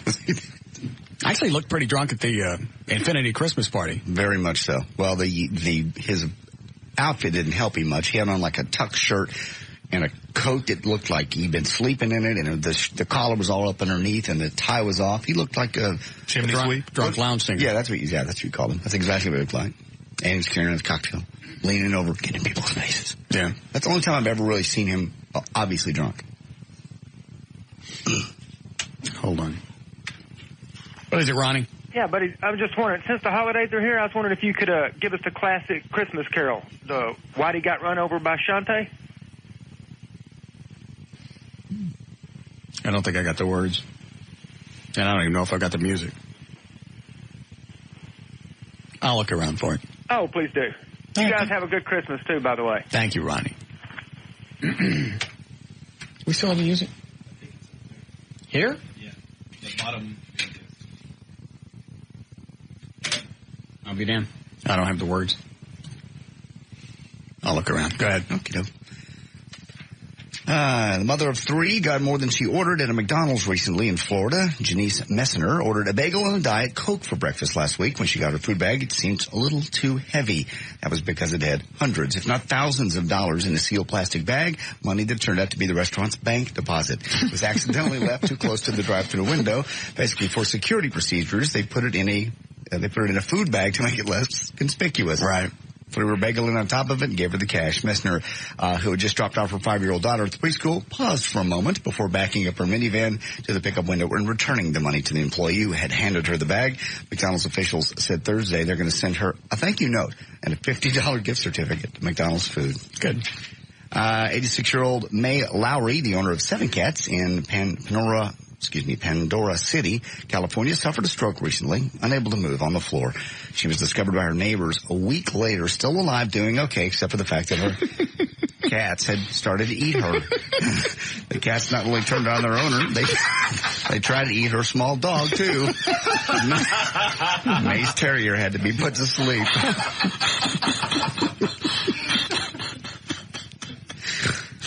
Man. Go ahead. All right. Every year, Harris Polling Organization interviews people to find out who our favorite movie actor is of the year. And this year, Johnny Depp is number 10, Denzel Washington 9, Clint Eastwood is number 8, John Wayne still at number 7, Tom Cruise is 6, Harrison Ford 5, Tom Hanks comes in at number 4, Sean Connery, Julia Roberts, and number 1. Any guess? Who our favorite movie actor is? Who was surveyed? This is just the movie going public. In this country? Harris Poll in this country. All right, hold on. Number 1 guy. It could be man or woman. Julia Roberts was number 2. Oh, okay. Then Sean Connery, Tom Hanks, Harrison Ford, Tom Cruise, John Wayne, Clint Eastwood, Denzel Washington, and Johnny Depp is number 10.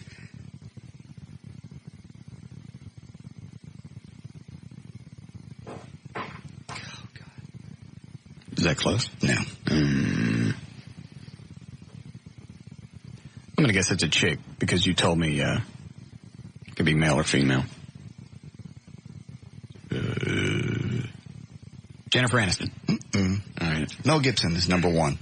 And among men, John Wayne is their favorite. Women, Mel Gibson. White guys and women, Mel Gibson. African Americans chose Denzel Washington, and Hispanics chose Robert De Niro. And the Golden Globe nominations are out. Reba McEntire is up, believe it or not, for the best comedy performance by an actress in a television series. Does she have a facelift? Oh, I'm sure she has. Something looks wrong with her. Yeah. She's awfully old to look as young as she does. She doesn't look young. She looks puppet-ish. I forgot what I saw her on, but her face was like this. That's her, yeah. I'm sure she has, no doubt. She's older than I am. And also Meg Ryan looks like she's had something done. Yeah. She was doing an interview, I think it was on the Today Show. It was just sad. Was it bad? Well, she's too young to have that done. I mean, really. Especially if you can notice it. It's obviously a bad job. Yeah, and their mouths don't move right. It looks like they're wearing a bad rubber mask. She also looked like she had some type of injections in her lip. Collagen. Yeah. It was freaky. Go ahead. Reba is up for Best Comedy Performance by an Actress in a Television Series. What's more, it's the very first time WB has ever been nominated in the comedy category. Reba's reaction: it was a huge thrill to get the news. I've been a presenter on the show, and now I'll hear my name. I can't wait. The 61st Annual Golden Globe Awards will be held January the 25th. And she wants some audio. Speaking of Julia Roberts a moment ago, Mona Lisa's Smile is in theaters today. Julia Roberts was asked if she had any advice for the young actresses she worked with in the movie. Cut number 1. I would just say to really enjoy what you do, to do it because you enjoy it, because that's what I think sustains you over. If you're fortunate enough to work for long periods of time and have a career of it, to have that based on a foundation of just really having an unbelievable joy attached to. What is she saying? What was the question? Love what you do. What was the question? Any advice for young actresses that she worked with? Go ahead. I don't want to hear it again. Okay, doke. Lord of the Rings, The Return of the King, opened in theaters. They've already made 30-something million in this movie.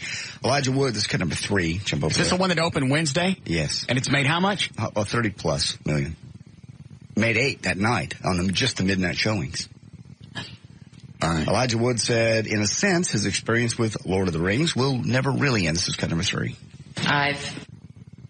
The truth is, the Lord of the Rings will be around forever. And it has been embraced in such an incredible way by the world and has somehow eked its way into pop culture. I mean, it's become this really massive thing. And I think that the truth is the relationships made are so pure and so strong that the fellowship in many ways will carry on for the rest of our lives. Cut number 4 is the scene from the Return of the King in which Pippin promises servitude. Boromir died to save us. My kinsman and me. He failed defending us from many foes.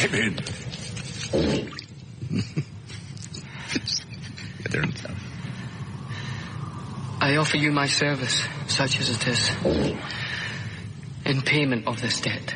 Lord of the Rings, The Return of the King, no doubt be the big Christmas hit. All right, there's news and information. I'm J.D. Ryan, live 105.3. Hold on. What is it, Don? Hey, Russ, it's Don Sierra. You're looking for the words for Why He Got Run Over by Ashante? I've got them up on the site for you. Oh, on russmartin.info? Si, senor. All right, thanks. Yep. Nut.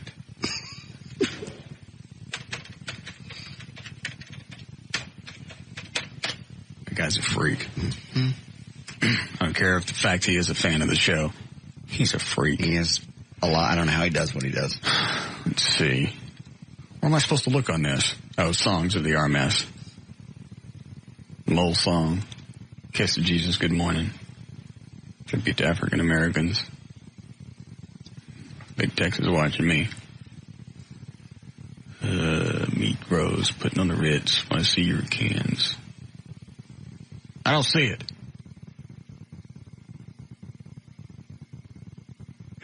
Oh, no, there it is. Why do you got to run over by Shante? Let me see if it's all the words.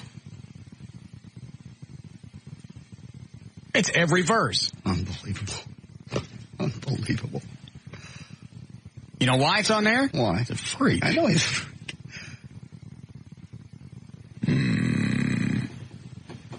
All right, maybe I'll do it between now and the end of the show. All right, did you finish? I did. We'll be back.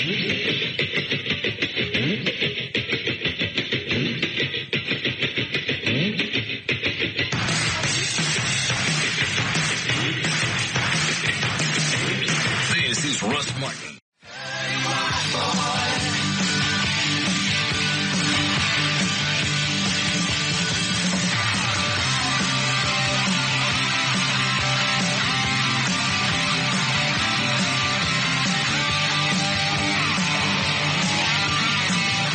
Enjoy Legal ID, Eddie. All right. Hi, Gail. Hi. What do you got? Blockbuster. All right, your out cue. Out cue is at a Blockbuster night. Now at Blockbuster, rent or buy the True to Life story Seabiscuit, starring Tobey Maguire. Rent Seabiscuit on DVD and video, or buy it on DVD and make it a Blockbuster night. Oh, traffic is horrible. But this is appropriate. Southbound tollway, just before the George Bush Turnpike, there's a Christmas tree in the road. On 635 westbound, 2 wrecks, one at Montfort, one at Midway, both in the HOV lane. On westbound I-30, Tom Landry Highway at Westmoreland, the 2 right lanes still blocked by that multi-car plus 1 semi-wreck. Southbound 35 Simmons at Oaklawn, the right center lane is blocked. And in Irving on southbound Loop 12, Walton Walker at Union Bower, there's a wreck that's on the shoulder, but an enormous backup all the way onto I-35 Simmons. And in Fort Worth, southbound 35 South Freeway, there are 2 wrecks. One of them just before I-20 in the left lane. The other is just before Rippey. And there's a wreck on northbound Loop 820 ramp to eastbound 183 that's blocking that ramp. And remember to make it a blockbuster night. I'm Gail Lightfoot on the Alternative Talk Station. I won't try to convince you. Live 105.3. Thank you, Gail. Weather brought to us by our content partner, AOL for broadband. Go to live1053.com for your free trial. 33 for the low tonight. Sunny is mid-60s tomorrow. Looks like Christmas Day at this point should be mid-50s and pretty nice. We are at 51 degrees currently, live 105.3. How long before, when do you leave town? Sunday. So you got Saturday to stop by and get the ring for Joy. We have plans. What are you doing Saturday? We're just doing stuff. We're running out. You realize the whole time that you guys are in the Florida Keys, she's going to be waiting for that ring. Thank you. You're welcome. Thank you for making my trip miserable. Why is it going to be miserable? Because. That means she wants a ring. But you get it for her. 3 years. Why don't you do something? What do you mean do something? I do lots of things. What do I not do? You ain't married her. We're happy with the way things are. We've had. She's not. How much longer? You're 46? 7. All right. At what point are you going to actually do something? I've done things. I've had a family. I've been married. I have kids. We don't want any more kids. I've had a vasectomy. That's normally the reason people get married. They want to start a family. I don't. So you got to have a family to love somebody? I love her. Why don't you marry her? Perfect time over the holidays. We're not that way yet. You can always have a double celebration for Christmas. Because I don't you go away and be happy. Clearly. I never thought I'd hear you say it. Thank you. Get her a ring. I will when the time is right. I think time's right now. Richardson Gold wants you to have one. That's very nice. I think they're damn close to giving it to you. Yes? Pretty close. See? I'll go by there when we get back. I have to pack tomorrow. Doesn't take that long to pick out a ring, and it doesn't take that long to pack. How long are you going to be gone? At this point, I think we'll be back Christmas Day. We may stay a little bit longer. Okay. We have an option to stay longer. Is Henry up there? Is he set up out there? Can you hear me? Henry? Yeah, I can hear you. I guess he can. Mm-hmm. This is Henry Munoz of the Henry Munoz Trio. Very nice. Now, what Henry plays at Three Forks. That's how I met him. And then I had him play at the Christmas party. What was it you guys were telling me one night at Three Forks about how did you know Jack Ruby? Oh, yeah. I worked for him back in the 60s, early 60s. All right. How come I'm hearing the delay? Dan, go out there and shut off whatever's on. Thank you. What is it you did for him? Well, I played music. We played for his shows. He had a little strip show over there, and he had a private club. Was that at the Carousel? Yeah, the Carousel. It was a private little club he had downtown. He also had the Vegas in those days. And, you know, a drummer dude. The guy, your drummer? Yeah. Dude, he played over at the Vegas during that time, too, with Joe Johnson. Isn't that weird? Yeah, and I had the band at the Carousel. Had a 4-piece band. Now, were you working for Ruby when the whole Kennedy thing went down? No, we had already left. That happened about 6 months after we left there, you know. And when did you see it happen live on television? Yeah, I did. Were you wigged out that Jack Ruby just walked up and shot somebody on TV? Yeah, I was. I just said, I can't, you know, I was surprised. I was there with my wife, Gloria, and I told her, you know what? That's Jack Ruby. I just can't believe it. And you know, she said, it's Jack Ruby. And I don't see what motivated him to do that. I just couldn't. It's just bizarre, you know. How could he get in there? What's Jack Ruby doing there, you know? Did he come across, because he's always been portrayed as kind of a patriotic, this is my president, and how dare you kill my president guy? No. All the time that I needed Jack Ruby, or the time we worked for him, I worked for him for about 4 years. And he never even mentioned the Kennedys. I think it was motivated by something else. I don't know what could have motivated him to do that. The whole time that you played in the Carousel Club, did you ever see any mob types come in? Oh, yeah. That's all that was in there. And really? A lot of strippers in town would go there. Back in the old days, we had, you know, the clubs around the corner downtown when everything was downtown. Where was the Carousel Club? It was I think it was on right there on Commerce, and right around the corner from it was a Colony Club. What was that? That was a strip club where Candy Bar, the famous Candy Bar, and, Mickey Cohen married her back in Vegas in the old mob days. Okay. The days of the casino movie, that era, right. The 50s, and then late 60s. And then there was the brothers. There were two brothers. Then was the theater lounge was right across the way. They had Chris Colt and the 45s, famous Millet Girl. And all these people, waiters, bartenders, and DJs, and all these... Was it well known that the mafia or whomever was going into the carousel? There was a lot of, bookmakers, mostly those types were going in there. It was a private club, of course. A lot of celebrities would also come in there. So you think any of that had to do with what Ruby did? I don't. I suspect afterwards that it did, quite a bit. A lot of that was going on over their head, something to do with that. Were you mobbed up, Henry? No. Henry. No, not really. No. I was threatened by him. He had those real pretty strippers come in, and they would, we'd play the shows right in front of him, and he warned the musicians, stay away from the girls, Always told us. Did he ever threaten to kill you? No, never did. No. Did you ever actually hear him threaten anybody, do this again and you're dead? No, but I've seen him throwing a couple of people out of the club. I've seen him throw some big guys out of the club. He was his own bouncer. Really? Yes. He was not that big, but he was a mean guy, And at the time, was he well known around Dallas just in general? In general, everybody knew Jack Ruby. Everybody. All the club people, all the restaurant people, all the entertainers, all the bartenders, everybody knew him. He was a real popular guy all around town. What would happen at night after the carousel would lock up for the evening? Oh, man. You know. Oh, no. Now's the time, Henry. Set it free. No. There was a lot of gambling going on there. Really? Yeah, a lot of big bookmakers would come in. And there was a lot of gambling going on there, and there was a lot of restaurant people that would come in after the restaurants closed, a lot of club owners. And so that was the hangout, the carousel? Yeah. That and a couple of other places. The Gay Life and the old place over there, the Chalet, had another bunch of people like that. They were all come over. It's the first time I've ever talked to anybody that was anywhere near Jack Ruby. Yeah, it was in that whole era and that whole scene. Yeah. Oh, yeah, we were all there. Everybody in the 60s, this is in the late 50s and early 60s when all this was going on. Was it kind of Rat Pack-ish? Well, yeah, it was in a sense, but a lot of the, in those days, there was a lot of music going on downtown. Most of the focus of all the entertainment was downtown. That was a hot place to go. Got it. At what point did they start calling it Deep Ellum? Do you know? Deep Ellum? Maybe I would say in the Deep Ellum. Well, it was called Deep Ellum back in the 50s, but Deep Ellum. Was it? Yeah, but it was not. It was Deep Ellum, but it was not the restaurants. It was Deep Ellum, the pawn shops. Okay. That's all that was there. Nothing but pawn shops. And if you went to Deep Ellum, you went to buy to the pawn shops, buy something, and make a deal. I never knew any of this. I didn't either at all. Oh yeah, there was nothing there. This came, all this stuff came back in the late 70s, maybe 80s, when all the places started moving to the Deep Ellum. The West End wasn't even there, The West End was a bunch of warehouses. Eddie, was the whole Ruby thing and the mob, was that the reason they thought he popped Kennedy? That was one of the reasons that they kept throwing around, that they thought that the mob had something to do with it.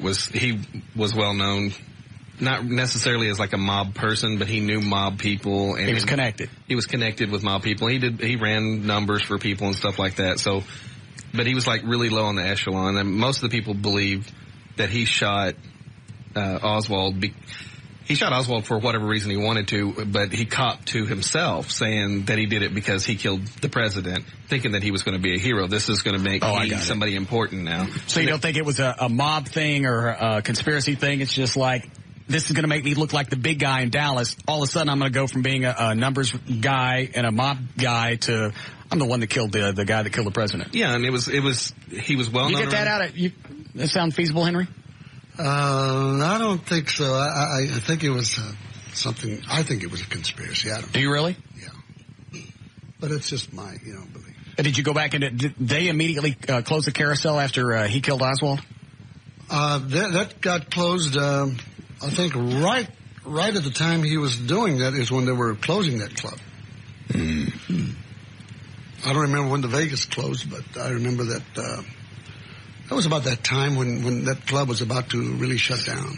Business wasn't very good. He wasn't having very good luck. He was having a lot of problems financially. You know, had problem paying bands and stuff like that. Man, that opens up just a bunch of other doors. Maybe did somebody paying? You know, did he need money that bad? Well, you have mob contacts. They have cash. Yeah. And how the hell did he get into the lower area of the Dallas Police Department? He was really well known by the police department. The night before he was there. Yeah, well, he knew everybody because a lot of those people used to hang around the club. Oh, they did? Oh, yeah. In those days, you know, you had Bill Decker and people like that. You know. Who's Bill Decker? He's the old Dallas sheriff. Okay. Well, I didn't know. Way back. We have a jail named after him. Bill Decker? Yeah. I didn't know that. Yeah. I only know the ones I've been in. There's a brand loyalty that I have. I understand. Well, perhaps in time. Thank you. You know, there was a lot of DAs and people like that hanging around there, you know. That. Henry Wade? Yeah. Really? I don't know if he was there, but I think he was one of the, he knew him well. But I never saw him, you know, at a club. But I saw some other assistant DAs there. It's more info than I ever got in high school. Absolutely. Insider stuff. Yeah. Somebody was there. I've never talked to anybody like that. Henry, pound on the keyboard for a second so I can set the levels in here. Okay.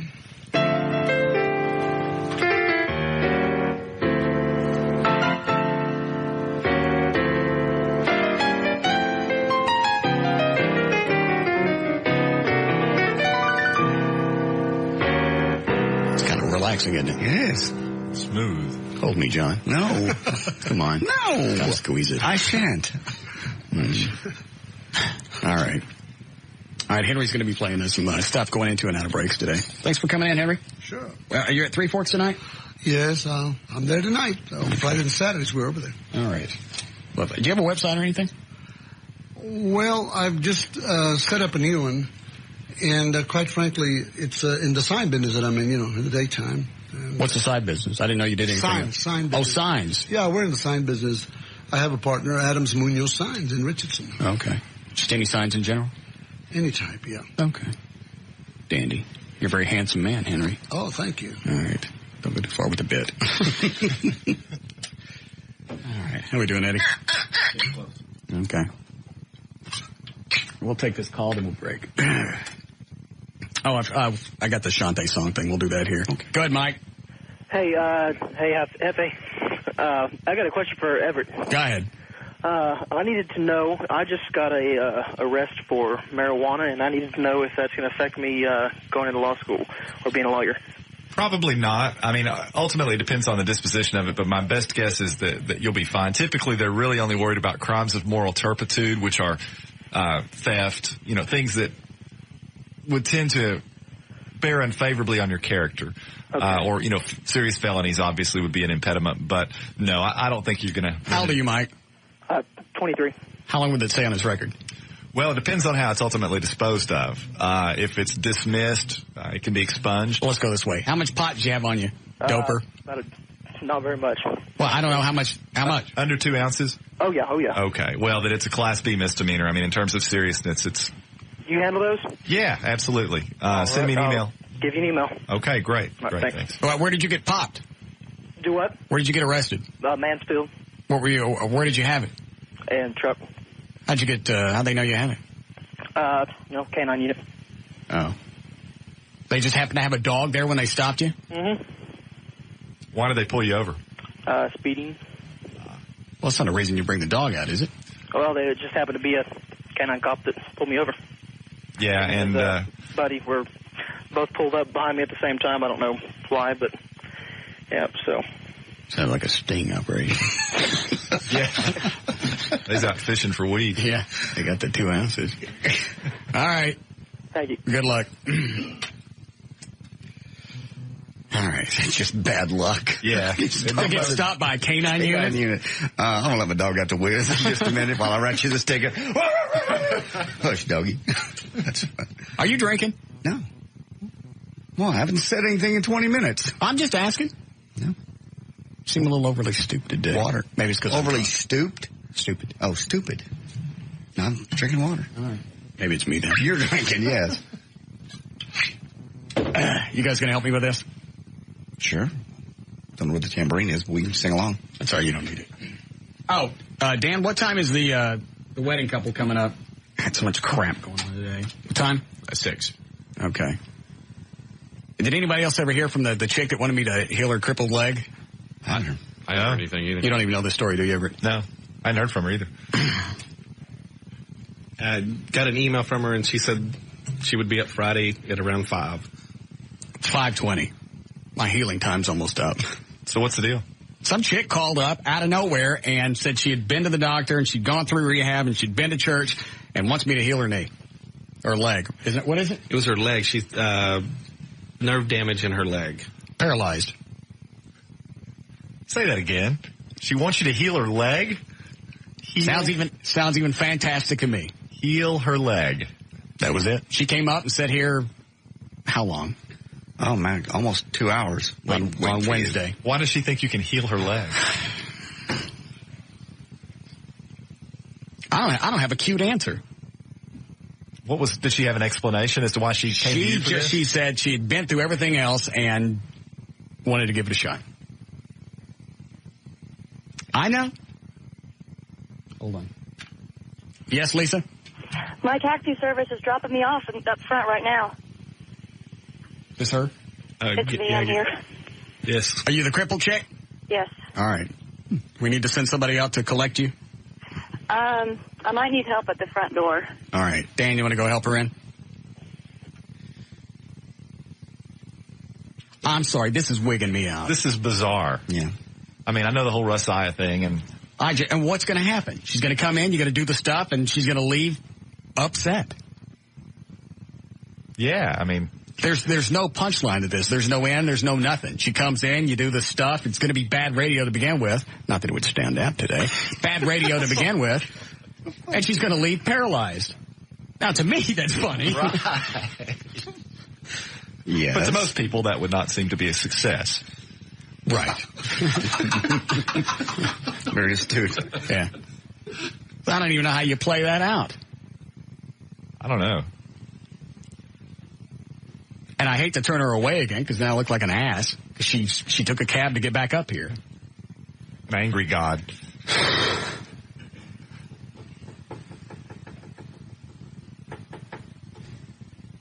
I don't know. Well, it can't hurt anything, I don't guess. It's not going to hurt anything. It's weird. That's just the biggest thing. It's weird. I don't mind doing the christenings and I don't mind doing the weddings, but this laying of hands, that's going to be weird. Well, maybe if it somehow makes her feel better in some fashion. I mean, obviously it's not going to heal her. No. But maybe she feels better. I suppose. Okay. Are you guys ready? Yeah. Here we go. Pull up the words to this. Be the last time I do this. Which cut is it, Eddie? Do you know? I think it's one. Yeah, here it comes.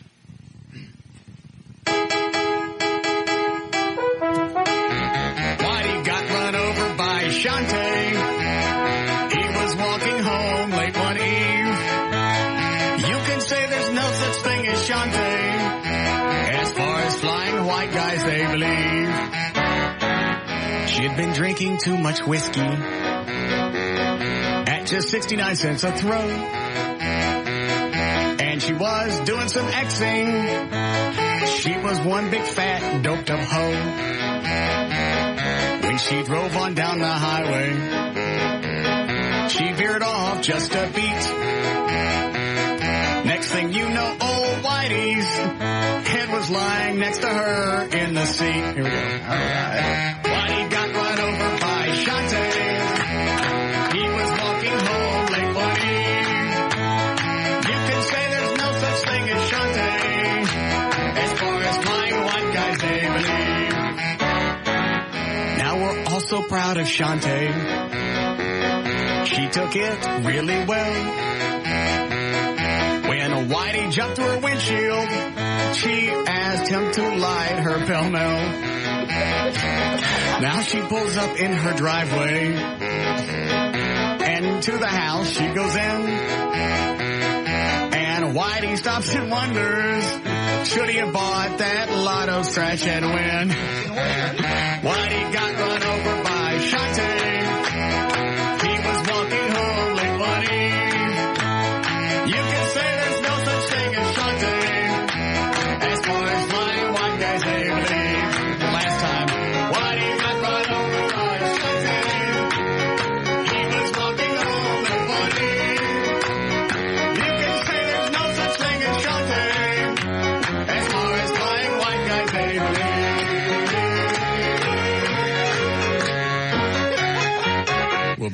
This is Russ Martin.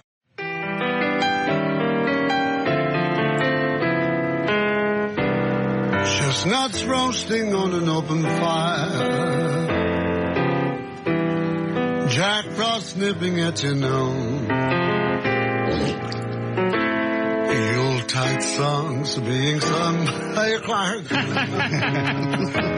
Folks dressed up like Eskimos. Everybody knows a turkey and some mistletoe help to make the season bright. Tiny tots with their eyes all aglow will find it hard to sleep tonight. We're back to the Russ Martin Show on the Alternative Talk Station, Live 105.3. How come you don't do this all the time, Henry? Why do you have a sign business? Well, I just do music part-time, really. Sign business is my main work. Is that where you launder your stuff? Yeah. Okay, good. Okay. And you're at Three Forks tonight? Yes. How late do you play? I'm there from 7 to 11 with a trio. Okay. Did you hear that I got in a fight with some chick there a couple of nights ago? My wife was listening to the program, and she said something about it. I said, I don't know. Yeah. Really? Yeah, some chick. Russ? He's the nicest guy when he goes. He sits down. He's quiet. That's exactly what I said. Henry knows. Henry sees me there all the time. All the time, you know.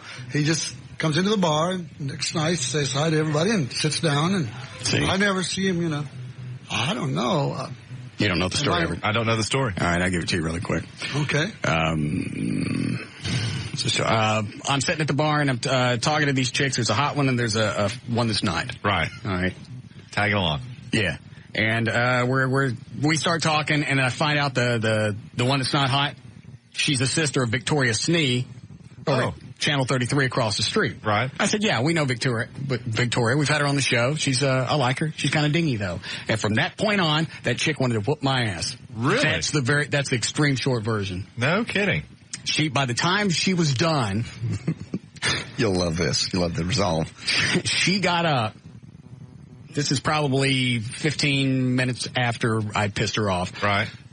She gets up. She's getting ready to leave. She comes back over to the bar, leans over. She goes, and she's saying it loud enough for all the bartenders to hear, you're an effing a-hole, and you're not going to be around long. Well, my contract says I am. Well, good luck to you. I don't need it. And then she mouths all the way to the door. And you can still hear her all the way to the front of Three Forks. Well, I really thought, we talked about this yesterday, what would I have done if she had a swung on me? Because I thought she was going to. Wow. Victoria Snee's sister. Yeah. Victoria was a cute one. And really nice, too. Well, yeah. And somebody called that works with this chick, Victoria's sister, that says she's done that before. Really? Yeah. You'll like this part. The hot chick was Russ, the hot chick, and then this chick. As this started to escalate, the hot chick got up and goes, I'm going to be sitting down here, walked all the way down to the other end of the bar. You know she'd seen this before. Sure. You see, here we go. I'm going to be down here away from the action. I'll opt out. Yeah. And this is one of those chicks to where it's easy to figure out in a short period of time what her hang up is. Yeah. So you know what to jab her with. Sure. She said, Victoria would never like you calling her dingy. I said, I told her to her face she was dingy. Well, she wouldn't like that. It didn't seem to bother her. So you're telling me you know my sister better than I do? Yeah, you should probably call more. And it escalated. Sure. And you can immediately tell when you piss off a chick like that because their face just goes dead. Right. And then you know it's coming. Yeah. It's on. Yeah. If you were dating them, you would immediately start doing damage control. But since there was no chance in hell. Right. You're not losing that on Poon. What do you care? Yeah. I don't need none of this. He pulled the trigger as many times as he could find it. I'm shocked she didn't. Yeah. I'm still shocked she didn't whack me. I really thought when she came back over, she goes, I want you to know something. I went, here it comes. Mm-hmm. She's either going to whack me or spit on me. I think because you got quieter, you didn't get louder. That's probably why she didn't swing on you. Maybe. All right. You ready for news? Sure. It's been about an hour, hasn't it? Yes. Okay. And the crippled chick's here? Yes. What do I do with this? I don't know. You started this. I don't know. Oh, and you'll love this. You weren't in here when Eddie said this during a break, because Everett and I were talking about it. It's like, well, maybe something could happen. God would pick somebody, the last person you would think that could do this. Sure. And actually work his magic, his power through me. Mm-hmm. And, of course, Eddie throws out. Go ahead, Eddie. He absolutely would not. Tell him why, Eddie. Go ahead. God doesn't work that way. God wouldn't want people to look at Russ and say that this is an example of a person that I bless. See? Tell him why, Eddie. Damn. Because you like to screw married women and whores. Merry Christmas to you. You can't fault his logic. Well, I know, but it was just coming out of Eddie. And when he said it off the air, it was a lot dirtier than that. Well, that's one thing you love about Eddie, is honesty.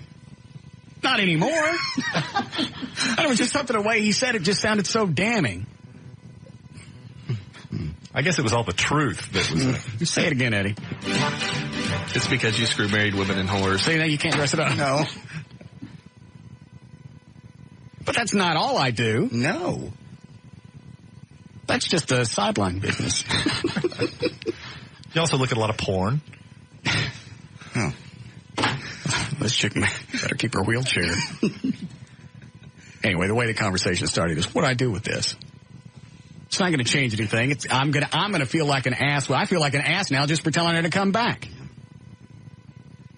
And now we know for sure it's not going to work because Eddie jumped in. Eddie, do you think poorly of me? No, absolutely not. I mean, honestly, it's just the way he said off the air. Well, it's because you married women and whores. Well, that doesn't sound like something you'd say to somebody right before holidays. I didn't mean to be so convicting. Just ask him an honest question. Don't expect anything but that from him. Well, and he wasn't passing judgment on you. It sounded like he was. He's just saying what you do. He could have said you have a few indiscretions. You don't just throw out, it's because you women and whores. I'm sorry, but that sounds a little judgmental. Well, it's not. I absolutely am not judging you. I really am not, because I know, because you're not supposed to. Well, it's not just that. It's just I didn't make the rules. God made the rules, so if there's a problem with it, you need to take it up with him. Well, now you've embarrassed me in front of Henry. Sorry. Oh, Henry had his days back then. Yeah, Henry. Hanging out with the... You don't want to talk about it? No, not really. I bet you were the swinging guy back in the 60s. Musician? Yeah. I was just playing at the Carousel Club around all the hot dancers. Yeah, sure. Did you have a few indiscretions? No. All right. No. Why is it I got a feeling Henry can't heal this chick either? I got a feeling too. All right. Just checking. All right. Well, now I feel dirty. Why? Because Eddie said I married women and whores. He just stated what we all know. Yeah, it's not like it's some new revelation that you've just been enlightened to. I know, but I thought you guys just always kind of looked over that. It's kind of like a character flaw.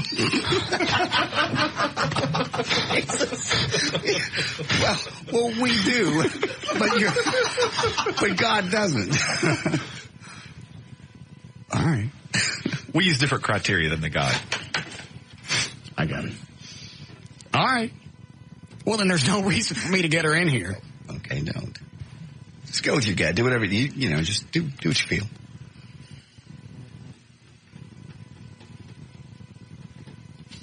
Is she in a hurry? She didn't say. I'm not talking to you. You're mad at him for being honest. Well, a lot of times there's ways to dress things up. Yeah. You could just say you don't live the lifestyle that God would prefer, and there's a really good chance He's not going to use you to be a catalyst to heal this woman, or this conductor to heal this woman. Because you're whoremongering. Yeah, and you married women. Eddie's never one to mince words. I'd look into it.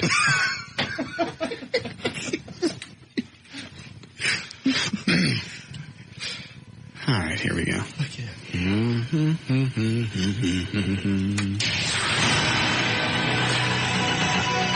Henry sounds a lot like Mel Torme. He does. I wasn't sure when we first started singing that wasn't a recording of some type. Oh, really? I looked over and saw him actually singing. Yeah, I like him a lot.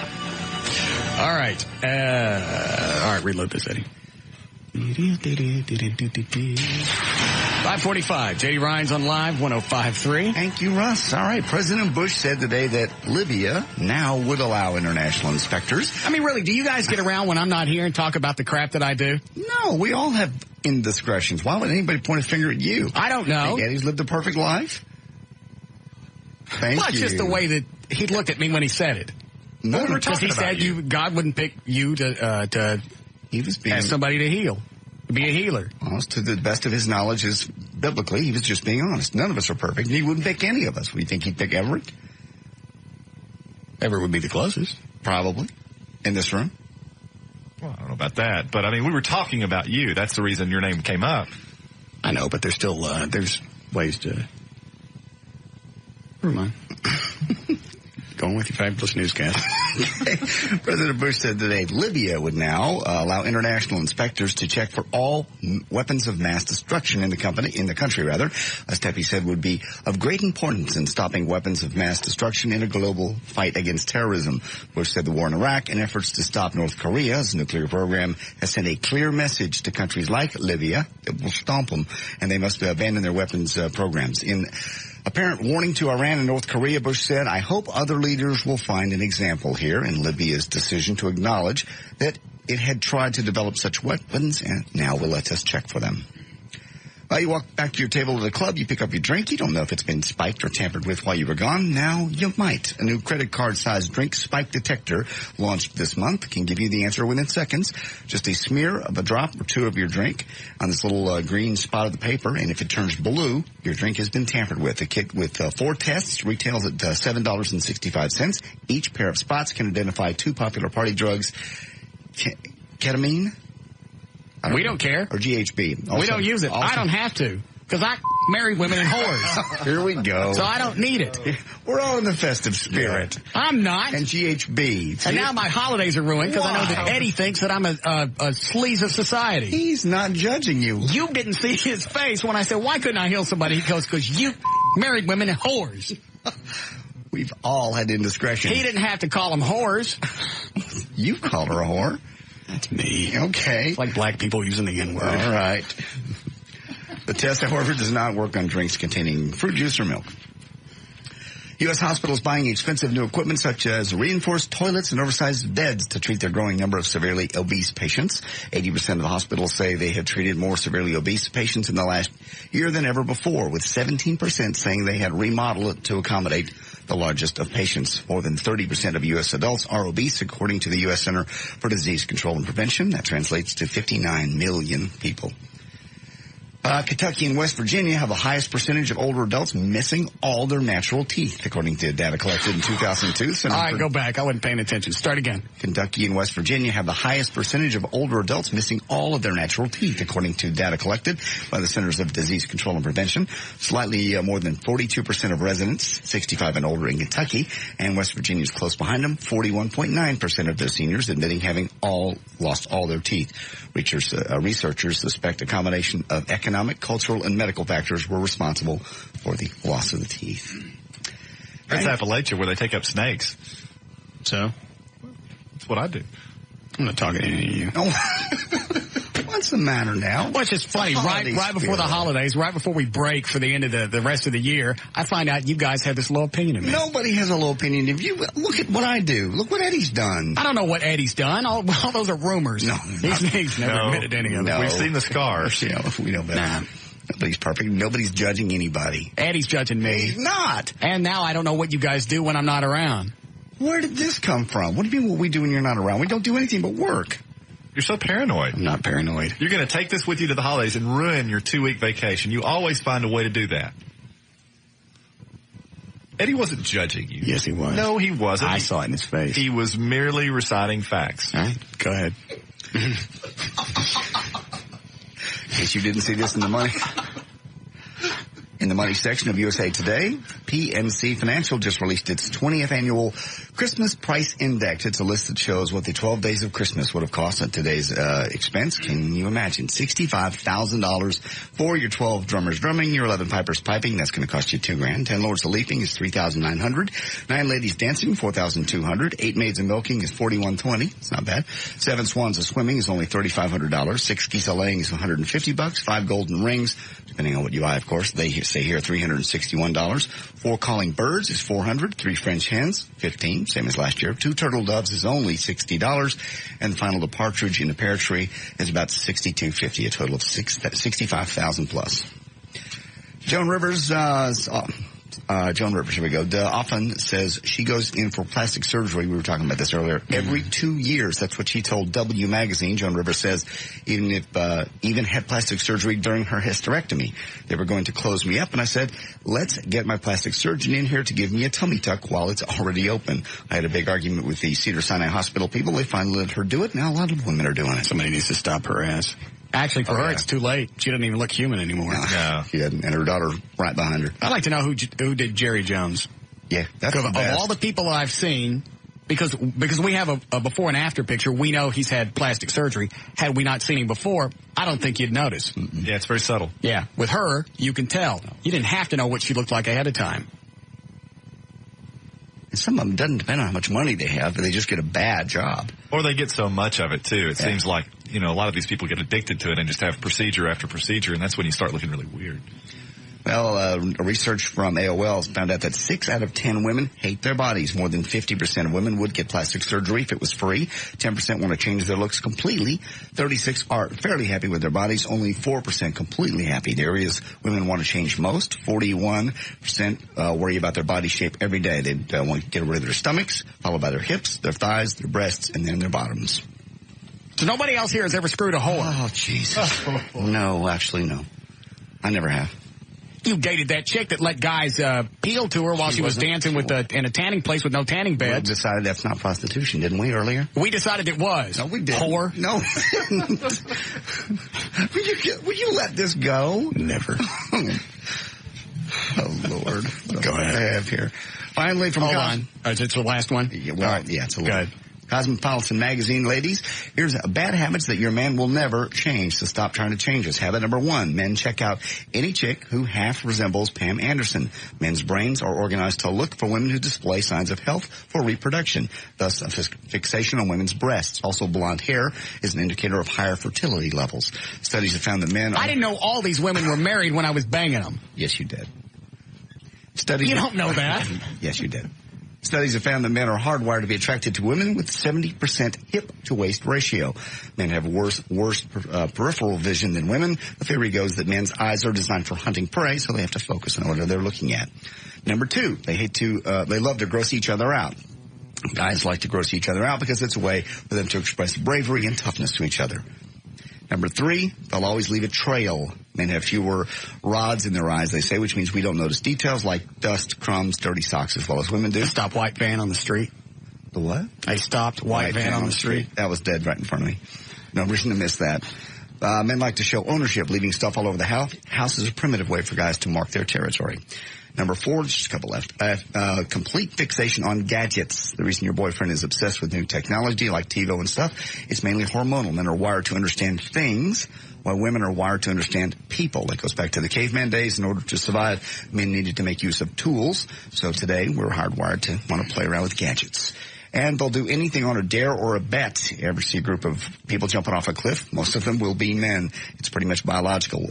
Being challenged raises testosterone levels and increases testosterone, and that makes it difficult for guys to resist a challenge. I bet you wouldn't screw a whore. Dare you. I'll wrap this up. There's too many left. There's news and information. I'm J.D. Ryan, Live 105.3. Let this go. I will not. All right. Henry, play us into the break, if you would, please. They say that Santa's on its way, loaded lots of goodies on his sleigh, and every mother's child is gonna spy to see if reindeers really know how to fly. So I'm offering the simple praise for kids from 1 to 92. Although it's been said many times, many ways, Merry Christmas. Merry Christmas. Merry Christmas to you. This is Russ Martin.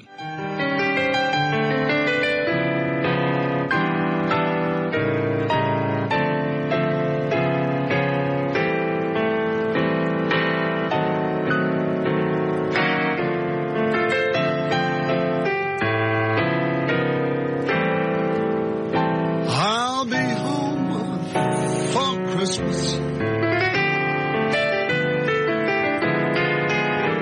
You can count on me.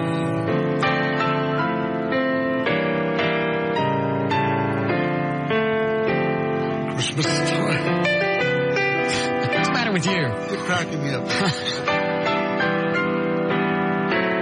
And presents on the tree.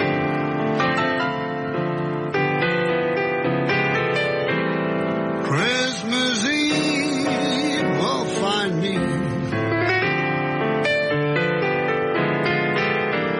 where the love light gleams.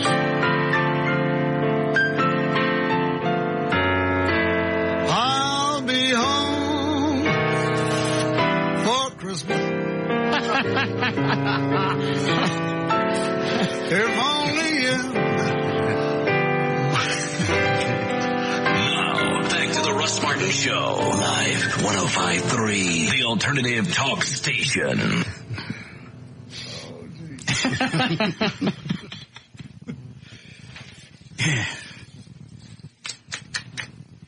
Eddie's pretty quick at dropping his ham. Yes. All right, let's see. We're going to do traffic here. Henry, do you have to leave now?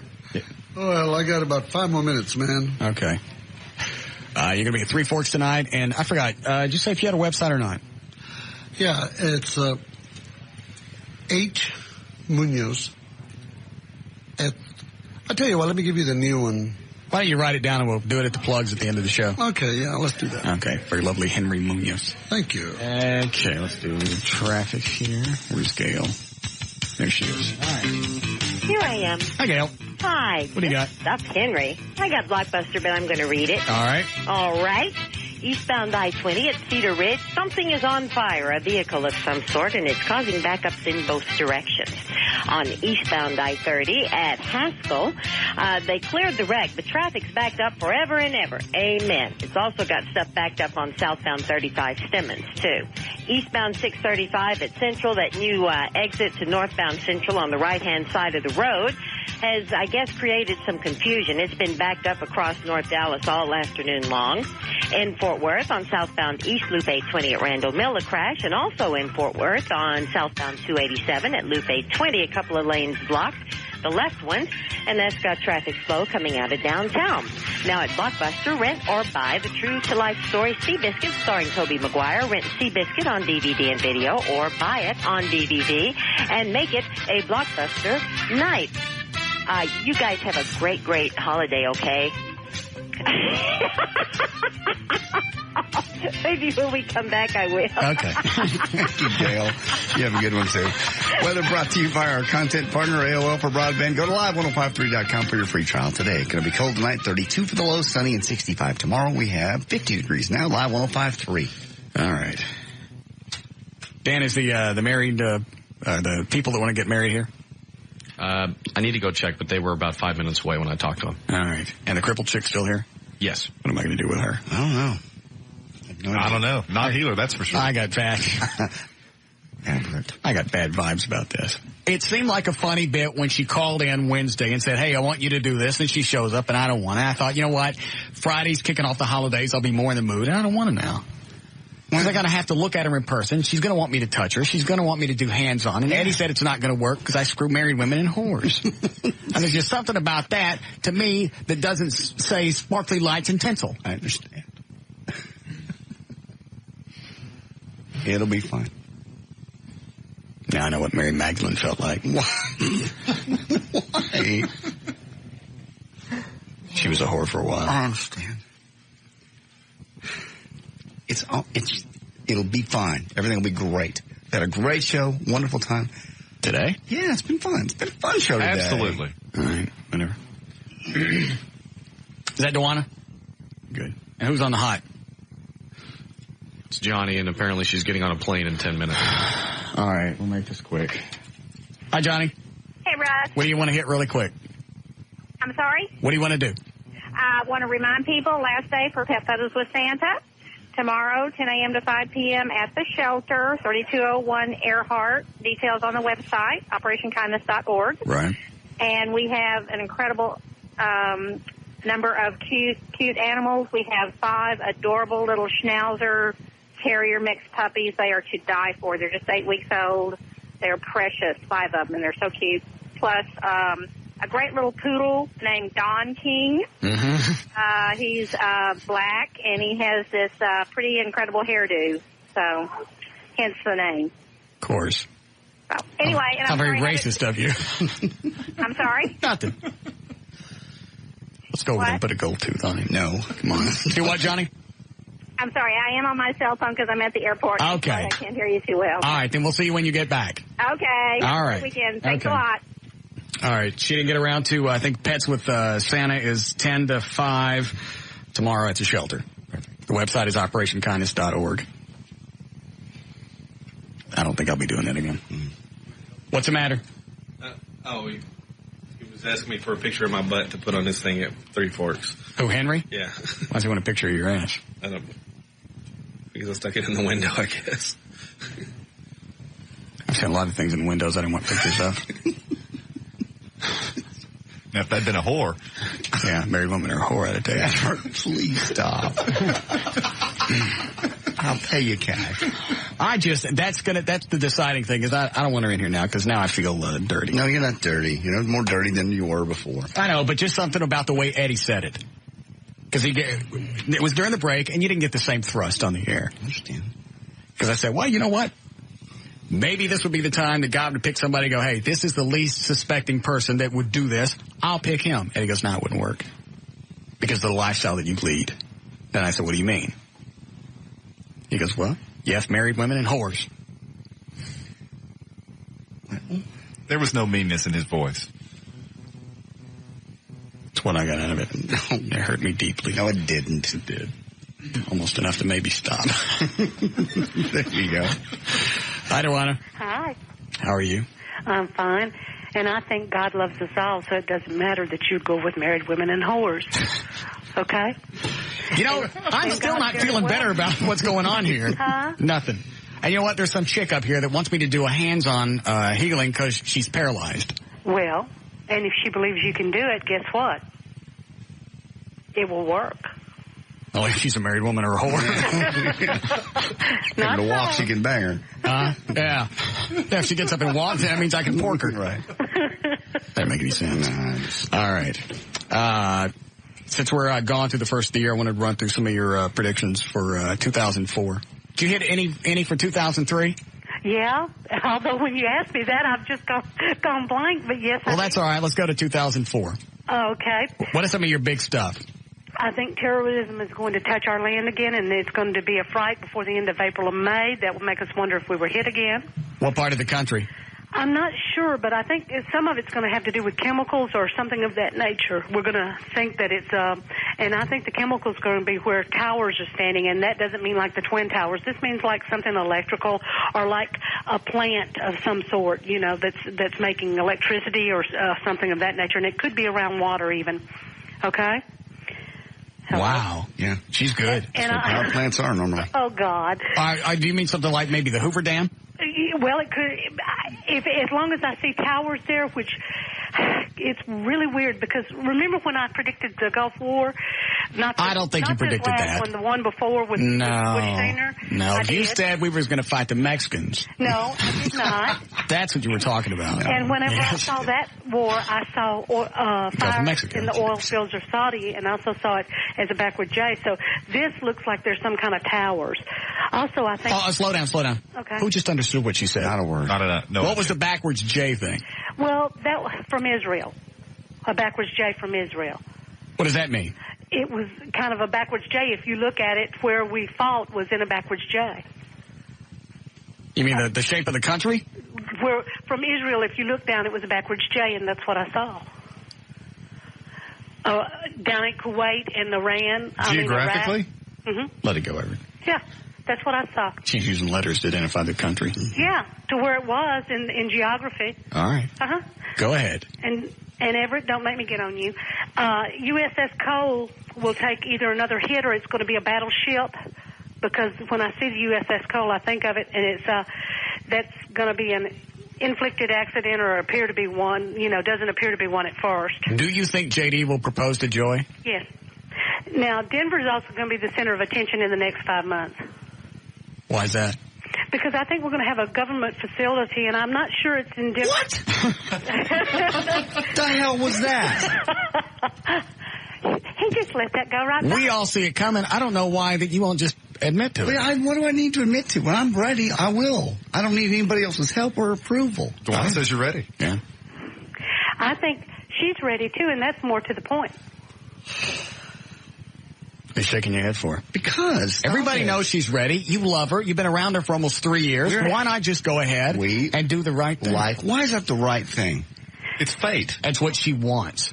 And I don't care what you think. I don't care what she tells you. So you think that she wants to marry you.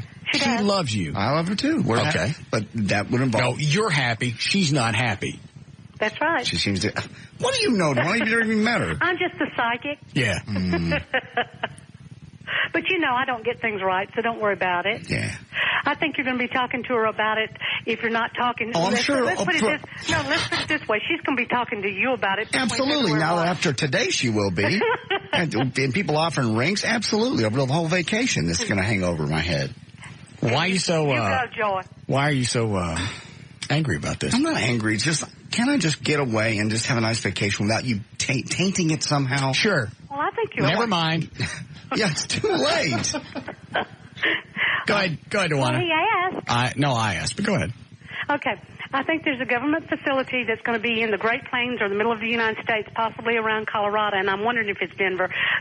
You can slow down a little bit because I'm having a hard time following. Oh, I'm sorry. All right, go ahead. Okay. I think there's going to be a government facility, maybe in the Great Plains or in the middle of the United States, possibly around Colorado, yes, that will have to put a fire out underground. Okay. And I think it's a government facility. So that's why I thought Denver might have something. They're not going to want us to know about it. Okay? So it could happen and we'd never know. Well, I think we're going to find out. Okay. I think it's going to be one that's not so easy to do, and I think it's going to be caused by an accident, which, Also, there's one else. Do you remember when we had the earthquake in Texas, Russ? Oh, yeah. You were at I was over at the Eagle. And I predicted that one. No, you didn't. Yes, I did. No, you didn't. Yes, I did. Okay, you did. And I think we're going to have another earthquake that's going to hit the southeastern United States, and it probably will come across the top of Florida, perhaps Georgia and Alabama will feel it, maybe Mississippi, I'm not sure. Why don't you go ahead and scoot all the way over to the left so you get everybody? Can't go that far. I also think we're going to have 2 earthquakes in California. One is in Los Angeles, and the other's between L.A. and San Francisco. I think Baja's going to feel it, too, the one in Los Angeles. I think that's going to happen on the 17th or the 18th, and I don't know what month, okay? Wow. Wow. Earthquakes in California. Yeah. She's good. But She the doing? 17th You're good. or the 18th. She probably sees me screwing married women in whores. I bet. No, she's not. And in the Super Bowl, I think there's going to be a red team, and then there's going to be a blue or silver team. And I told Claude before we started the season. For what year? You're talking about the one that's going to be played in January? Uh-huh. Okay. I told Claude before we started the season, well, you know how Claude is with me, Russ. Right. I told him that Jimmy Johnson would be gone, and he told me no, he wouldn't because he just signed a long-term contract, and 2 weeks later Jimmy Johnson was gone. Yeah, but she I got that one. She got that one right. Yeah. And then I told Claude when he was watching Parcells, right. I told him that Parcells was going to be our next coach, and he said, no, he's not. He's out of football, won't do it. And then Parcells became our coach. Mm-hmm. When Parcells became our coach, I told Claude we will win 8 to 10 games. And it's happened so far. I think if the Cowboys go to the playoffs, we'll probably, the first or second playoff game, we're gone. Okay? And that's not what everybody wants to hear. All right, so a couple of games into the playoffs and they're out. Uh-huh. All right. That's the Cowboys, okay. I also think that the singer Willie Nelson, and I love him. Do you love him, JD? Of course. Okay. How about you? Yeah, I love him. I think he's going to deal with a very serious health problem this year. Okay? And I think we'll probably... What is he, almost 80? Yeah. Is he? You're good. She's good. You're good. Is he really almost 80? I don't know how old he is. I don't know. But look at him. He's drank a lot, done a lot of drugs. He's got health problems just waiting to crawl on him. Yeah. Well, who's got him in the dead poo? I don't think any of us do. Ah, okay. All right. Because I love Willie Nelson. I just think he's pretty good. I also think there's going to be a cure for hepatitis discovered this year, but it might not be put into effect this year because, you know, we have to wait a few years. Right, they have to test it. And I think our economy is still going to go up very, very, very slowly. Okay? All right. Couple things. George Bush, safe for another year? You mean health-wise? Physically. I think he's safe, yes. That doesn't mean he won't see another scare. I predicted that he was going to have, that's true, I forgot about that. I predicted that he was going to have a scare around where a car was concerned, that he'd be very close, but he wouldn't get hit or he wouldn't get hurt. And that was back not too long ago when the woman comes rushing up in her car and he was like 40 feet from her. So I think he's going to have another scare, but I think I do not see him be... I don't think it's going to be and Lord knows, you know. Don't you ask her no more questions. I'm out. I'm sorry. An assassin. I don't think that our president would be assassinated. Okay. I hope not. We're all very happy about that. Me too. All right. How long before I meet somebody? Then we got to go. And that was something I was going to look at too. I meant to tell you too, and this is the other thing. I think this year you're going to meet the love of your life. You said that for 90s. What are we in? 2003. Yeah, you said it for this year. Well, you might have already met them and they're coming forward and you just don't even realize it, but I think they're there this next year. I think and you will probably look back and say, I knew you win. Huh? When you was a married woman or I was going to say, she's going to have to get a divorce first. I don't think she's going to have to get a divorce first. I think it's going to be you're not going to expect it. And it'll be when you least expect it. Okay. Okay. Well, that could be any time because I don't expect anything anymore. Can you be more specific? Do you want a physical description of some type? I hadn't seen her, but I think she's got kind of now, Everett, I think that she's got kind of a blondish brown hair. I think it's more brown, but it's got a kind of a honey highlight. You won't nail her down. So any honey highlighted women out there, you ought to go see Russ because you might be the one. Got it. She did call the chick that I met in 95, and I've told this story a bunch. Now, she got name, she got physical description, she even got date. She missed by 1 day. Wow.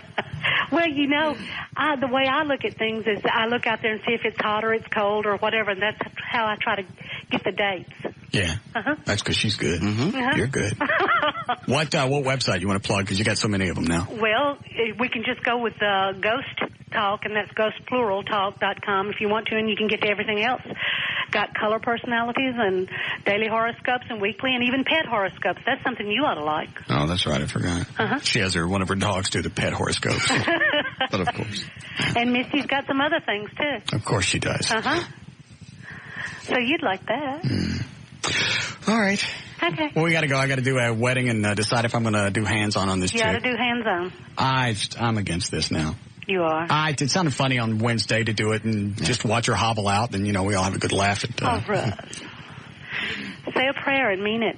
All right. Take it from your heart. Okay. Okay. All right. Take care. Okay. Bye. You want another married woman? All right. So the wedding party is here? Yes. How many? I saw 4. I didn't bring them in. Did you see Dan? No, I hadn't. I was going to check here in a minute. I thought you were going to do that 15 minutes ago. I did, and they weren't here yet. No, they weren't. Okay. All right, we'll take a break, bring them in. Then I'll decide on the paralyzed chick. Okay. We'll be back. This is Russ Martin.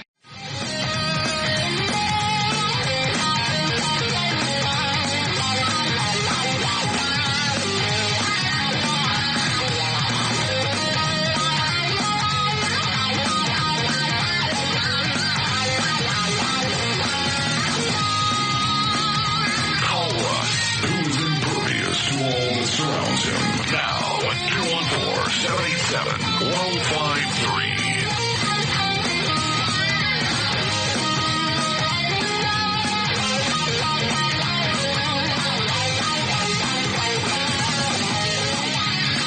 chick still here? Yes. I just walked by the office quickly. Makes me feel weird to, like, stare at her. Is she in a wheelchair or she have crutches? She has crutches sitting in O'Malley's chair.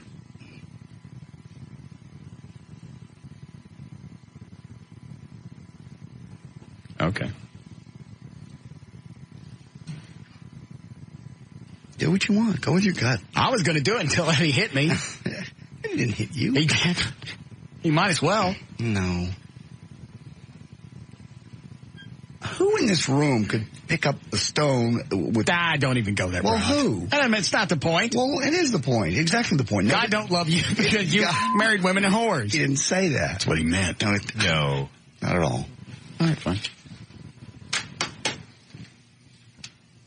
Don't want to take line one before I marry these fine people. Yes, Brandon. Yeah, what it is, man? What's up with that psychic, man? What's that deal, man? You believe that? I don't know. Wait and see. Man, that's some BS, dog. Man, why you gonna believe somebody like that? Man, I oughta slap on my nigga hand. God. Man, that woman crazy. Talking about she predicted the Gulf War.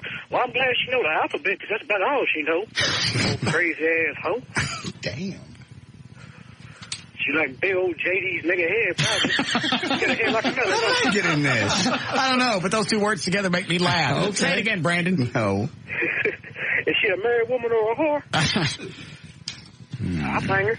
All right. Put my nigga hand on her. All right. I've never heard it used as an adjective quite so frequently. Yeah. Well, I'm educated. Tell me about JD's head again. JD's head, big old nigga head. Stop this. Thanks, I'm not done. You know what? I don't know.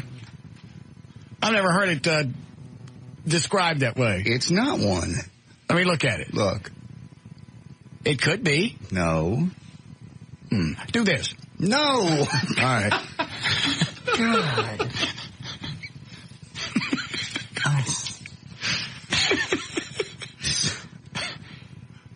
Go like this. I'm not gonna quit. All right, fine.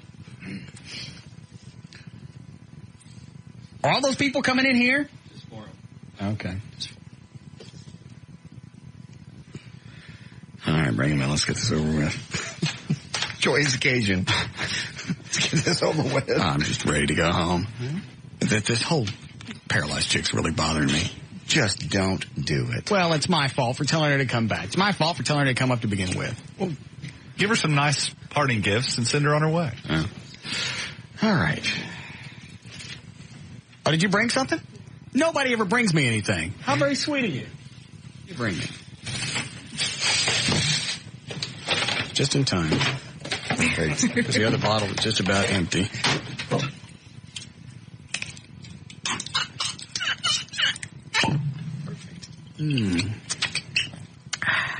How long you guys been dating?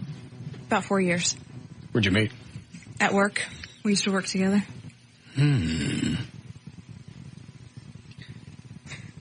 Very attractive couple. Let me take a picture really quick.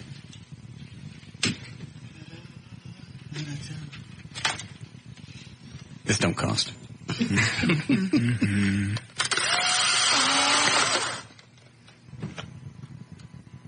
And do one topless? No. Me or her? I'll take yours. Pull them out. It's the holidays. Think so? Yeah. Really? Yeah, let's go. Hurry Yeah, up. her mom and dad are right next door. That's all right. She's seen them. Think so? Yeah. Let's go. Oh, dear God. There. Are your wedding photos? You're welcome. Some people pay tens of thousands of dollars for that. Yeah. You have to wait a month or so. Yeah. You have to be ready in 60 There they are seconds. right there. Sweet. Okay. Now, whose idea was this? Yours or hers? It's mine. Really? Yep. Did you have to talk him into it? No. Either one of you been married before? No. Mm-mm. Nope. Well, you're a very lovely couple. Thank you. Were you going to say something? No, I was not. Okay. Sure you're ready? Absolutely. Oh, I need to see the license. When did you guys get it? The beginning of the month. Okay. Just has to be 72 hours old. Let's see. Make sure everything's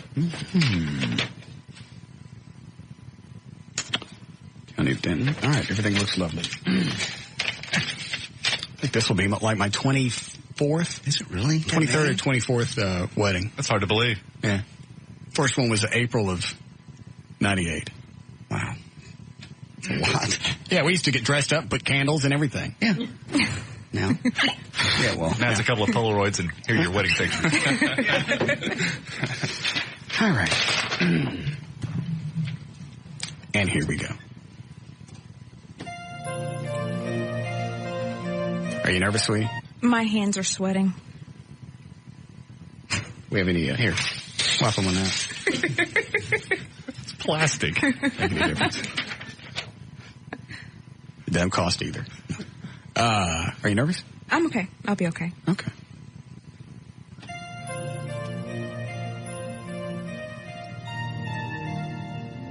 What are your names? April. John. John. Give me the pen.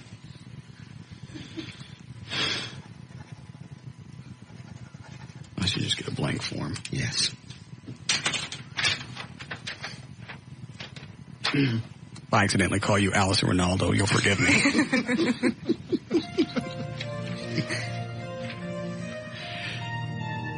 We are gathered here to witness the marriage of April and John in holy matrimony. Marriage is a union that takes great commitment. Immense commitment. Really almost unrealistic commitment. What the hell? Okay. And make sure that you live your life the way that you see fit. April and John, don't conform to others, and don't conform to their gossip. My mom went through this very same thing. The gossip around the community. But she set others straight. And I wouldn't put you on because it really did happen. It happened just this way. Oh, no. The day that my mama socked it to the Harper Valley PTA. Thank you.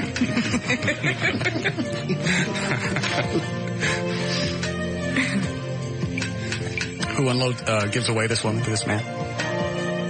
Nobody? Her dad's They're out outside. there? Okay. Waves count. He's nodding it. Are you ready, John? Absolutely. Okay. And repeat after me. I, John. I, John. Take you, April. Take you, April. To be my wedded wife. To be my wedded wife. Before these witnesses. Before these witnesses. I vow to care for you. I vow to care for you. With all your faults and your strengths. With all of your faults and your strengths. As I offer myself to you with my faults and strengths. As I offer myself to you with my strengths. Close enough. I will not love you for the rest of your life. I will not love you for the rest of your life. I will love you for the rest of mine. I will love you for the rest of mine. Oh, that's a good one. See, you ass. All right.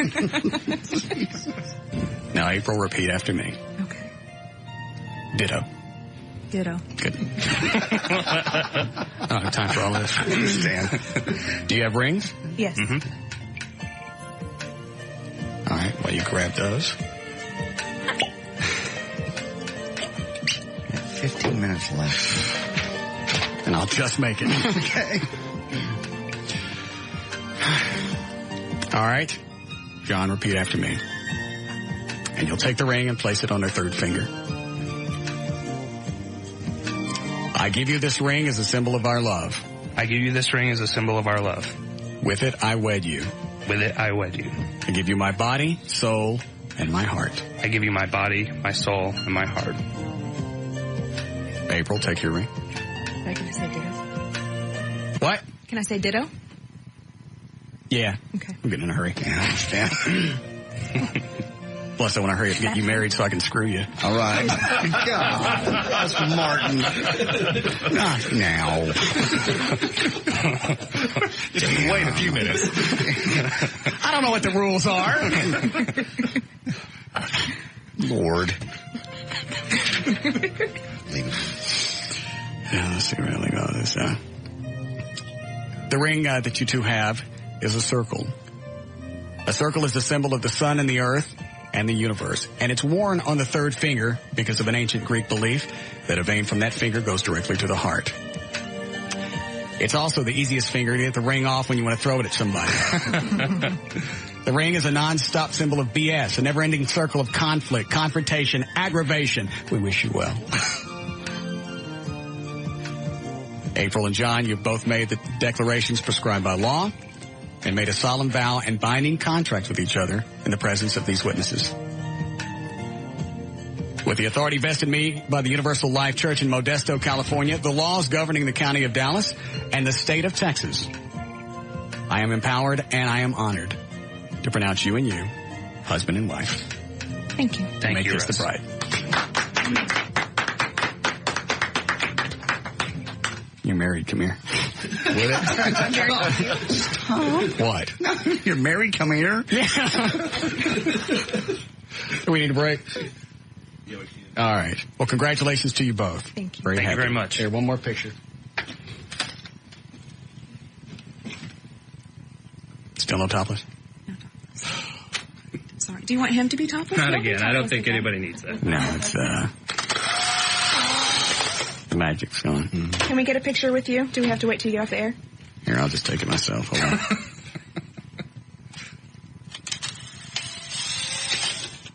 There you go. I think they have them in the shot. Huh? I don't have time for that.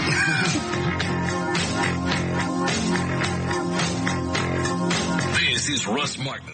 Dashing through the snow in a one-horse open sleigh. Over fields we go, flying on our way. Bells and buckle ring, making spirits bright. What fun it's to ride, sing a sleigh song all night. Jingle bells, jingle all the way. Oh, what fun it's to ride a one-horse open sleigh. I don't think we have time for Rock and Roll Jeopardy. Oh. Certainly don't have time for the hands-on healing.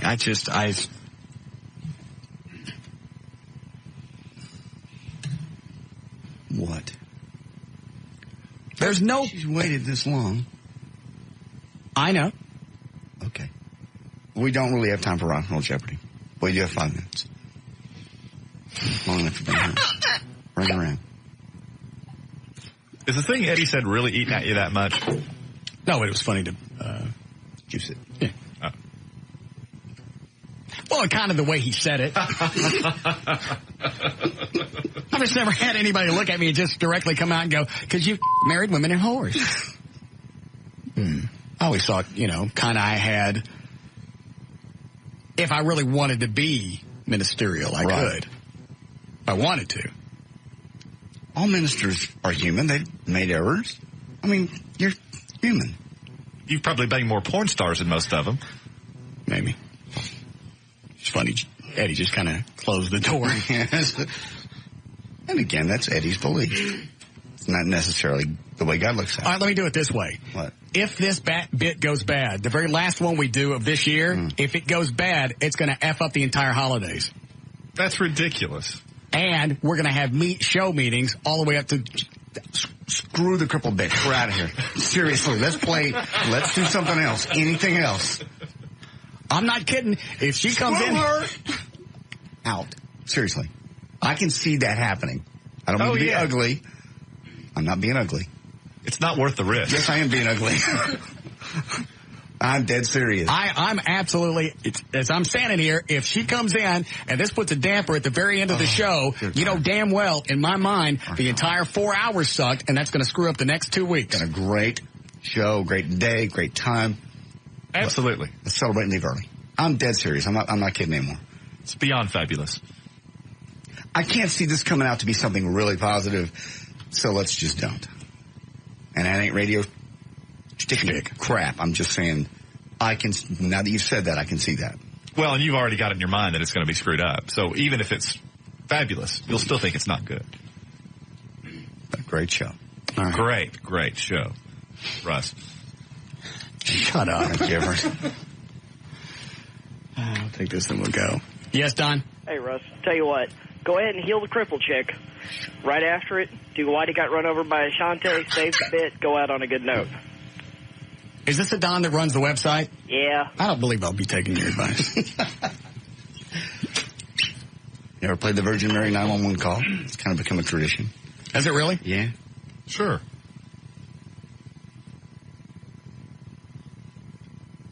Let's get the crippled chick in here. No, please. Such a mistake. I will pay you cash. I'm not kidding. Please don't. I'll beat her to death. Well, yeah. She'll never make it in. All right. I tell you what, we'll do an abbreviated version of Rock and Roll Jeopardy, and I'll think about it during that. You ready? Yes. It's time to play Rock and Roll Jeopardy! And here's your host, Russ Martin. You know, Mark Davis from WDAP said he wanted to come up today. Really? Yeah. He said, what is it, Dan? He called earlier and apologized that he had something else to do or he forgot about it, but he'd love to do it another time.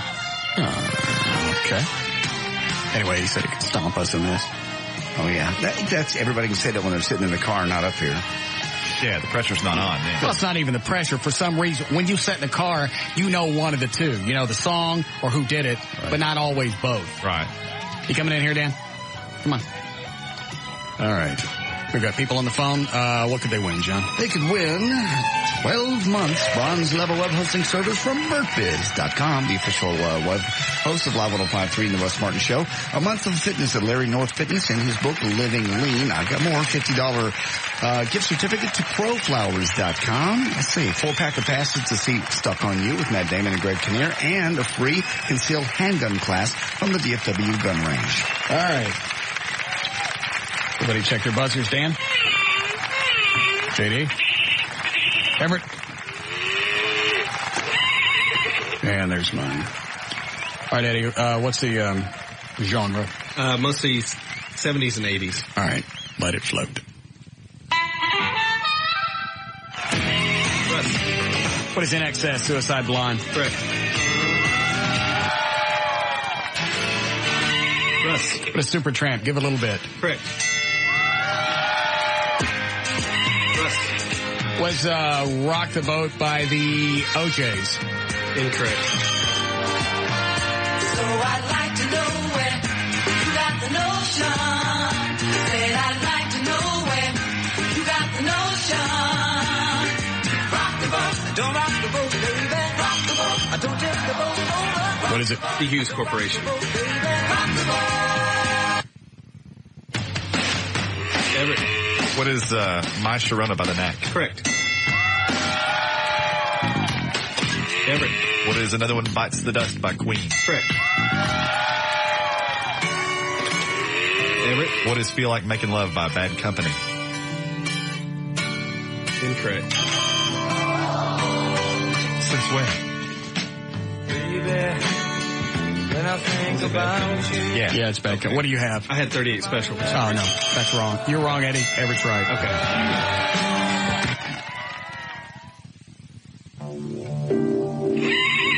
Russ. What is Billy Joel, Just the Way You Are? Correct.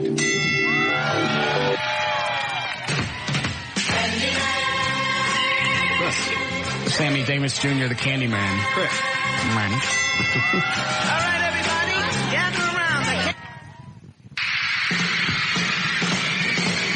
Everett. What is Cheap Trick, I Want You to Want Me? Correct. I can't focus. Why? Because I know that crippled chick sitting in the office. Please let this go. Do it afterwards. We'll tell people next year what you did. Yeah, do it after the show. Perfect. We'll tape it. Okay, let's do that. Excellent. Okay. All right, I'm with that. Thank you. Yeah. All right. Go ahead, Eddie. Everett. What is One Way or Another by Blondie? Correct. Russ. What is 11 Spoonful Do You Believe in Magic? Correct. Russ. What is Guns N' Roses, that wedding bitch? Dan. What is Guns N' Roses, November Rain? Correct. The video was a wedding. Yes. All right. Step inside. Russ. What is Def Leppard, Pour Some Sugar on Me? Correct. Russ. What is Eddie Money, Your Love Is Driving Me Crazy? Incorrect. What is Sammy Hagar, Your Love Is Driving Me Crazy? Correct.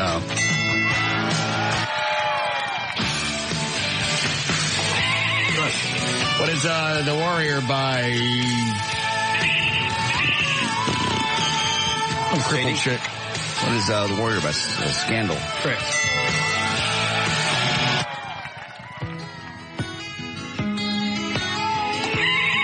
What is Dr. Hook, Sharing the Night Together? Correct.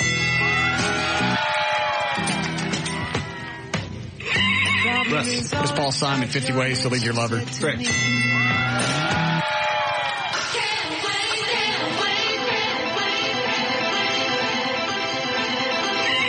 Russ. Because I Can't Wait by... Good listen to the song. I already got the name of the song. I'm trying to think who the band is. Yuko Seal. Well, that's gonna... Shut up. I don't know. Let him win, please. They gotta take his mind off Ford. I'm going to bring that crippled chick in here, F up the rest of the show, and you guys are going to hear about it for the next 14 days. That's the problem. Everett's doing it, and he won't have to be at the meetings. I didn't do anything. What is it, Eddie? Stevie Nicks, I Can't Wait. All right. I don't think that's Stevie Nicks. Some kind of poppy 80s band, isn't it? It was Stevie Nicks. Was it? Yeah. All right. My mistake, guy.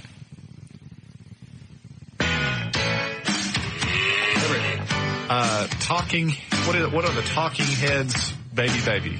Incorrect. Please let me hold you.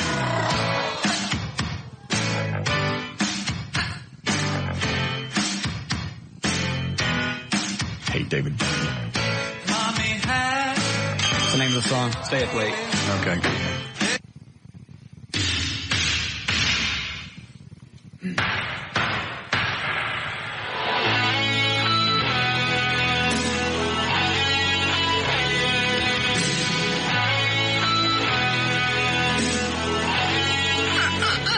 I think I can heal her. Okay.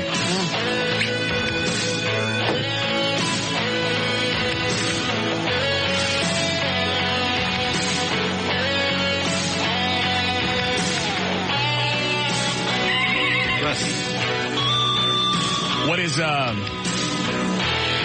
ZZ Top? Yes. Rough Boy? Yes.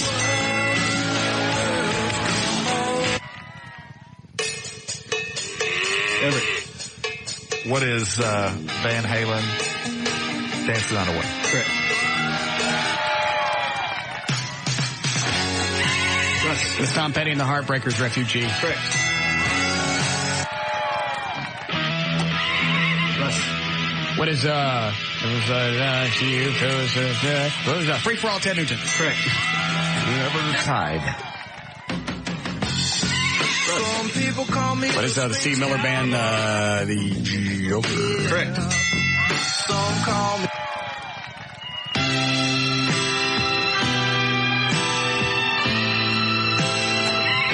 Russ. What is Mind Games by John Lennon? Correct. Russ. That was Everett. Oh, was it? Everett. What is Heart Magic Man? Correct.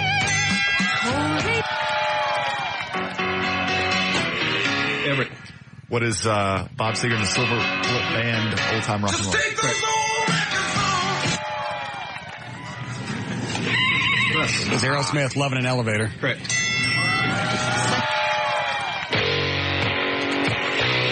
Everett. What is Blue Oyster Cult, Godzilla? This is the last one. Russ.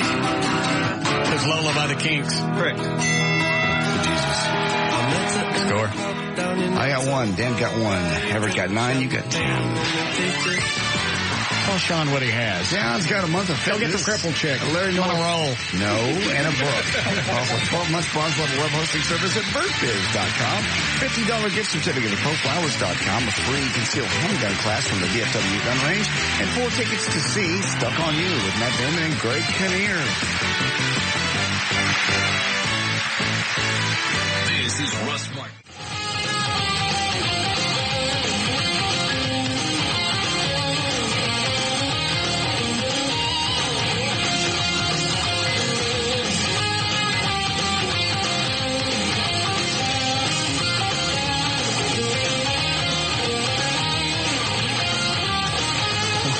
No.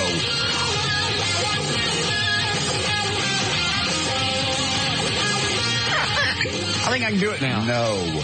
Get the crippled bitch in here. No. No. Here are the plugs. We go on vacation. It's been a wonderful This could be show. a great bit to take us through the end of the year. I will just, yes, no. It could be. Let's don't. All right, fine. Been a wonderful show, a lot of fun. And we'll get her here. Get her in here when we get her off. When we get off the air. Okay, perfect. What if I ask for forgiveness of all my sins before I heal her? Wouldn't that work? You have to have true repentance in your heart. And that wasn't the question. True repentance just means that you honestly, sincerely want to turn away from the way that you are. You want no more whores, no more married women. See? I know. Can we just please do the plugs? For some reason, just coming from Eddie, from you guys, it wouldn't bother me. None of us are perfect, including Eddie. All right. I really think I can do it now. Okay.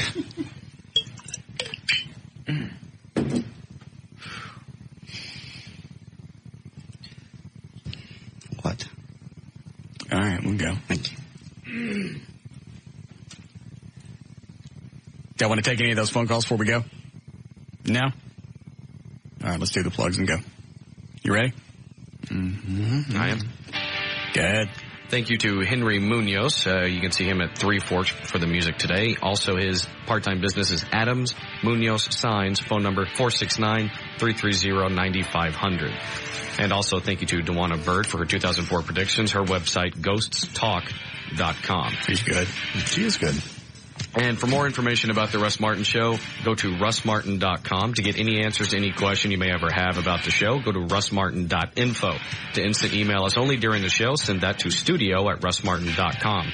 The other show websites are johndavidryan.com, eddieboyd.com, danantasos.com, gaillightfoot.com. And, of course, for law issues, contact Everett Newton at dallasattorney.com, or you can call him 214-823-LAWS, as well as Operation Kindness. To make a donation or adopt a pet, go to operationkindness.org or call 972-418-PAWS. And the official site for KLLI is live1053.com. Please, don't give me the eyes. All right, please, thank you. Dandy. Have a wonderful, wonderful holiday. Thank you, Russ, again for another wonderful year. We'll see you New Year's Eve. And get over the whore thing. Eddie's ignoring me. I'm gonna. Yeah, I think you did. If I healed her now, she could be walking by Christmas. No, just please, dear God, we're done. All right, we'll see you guys soon. Have a safe holiday.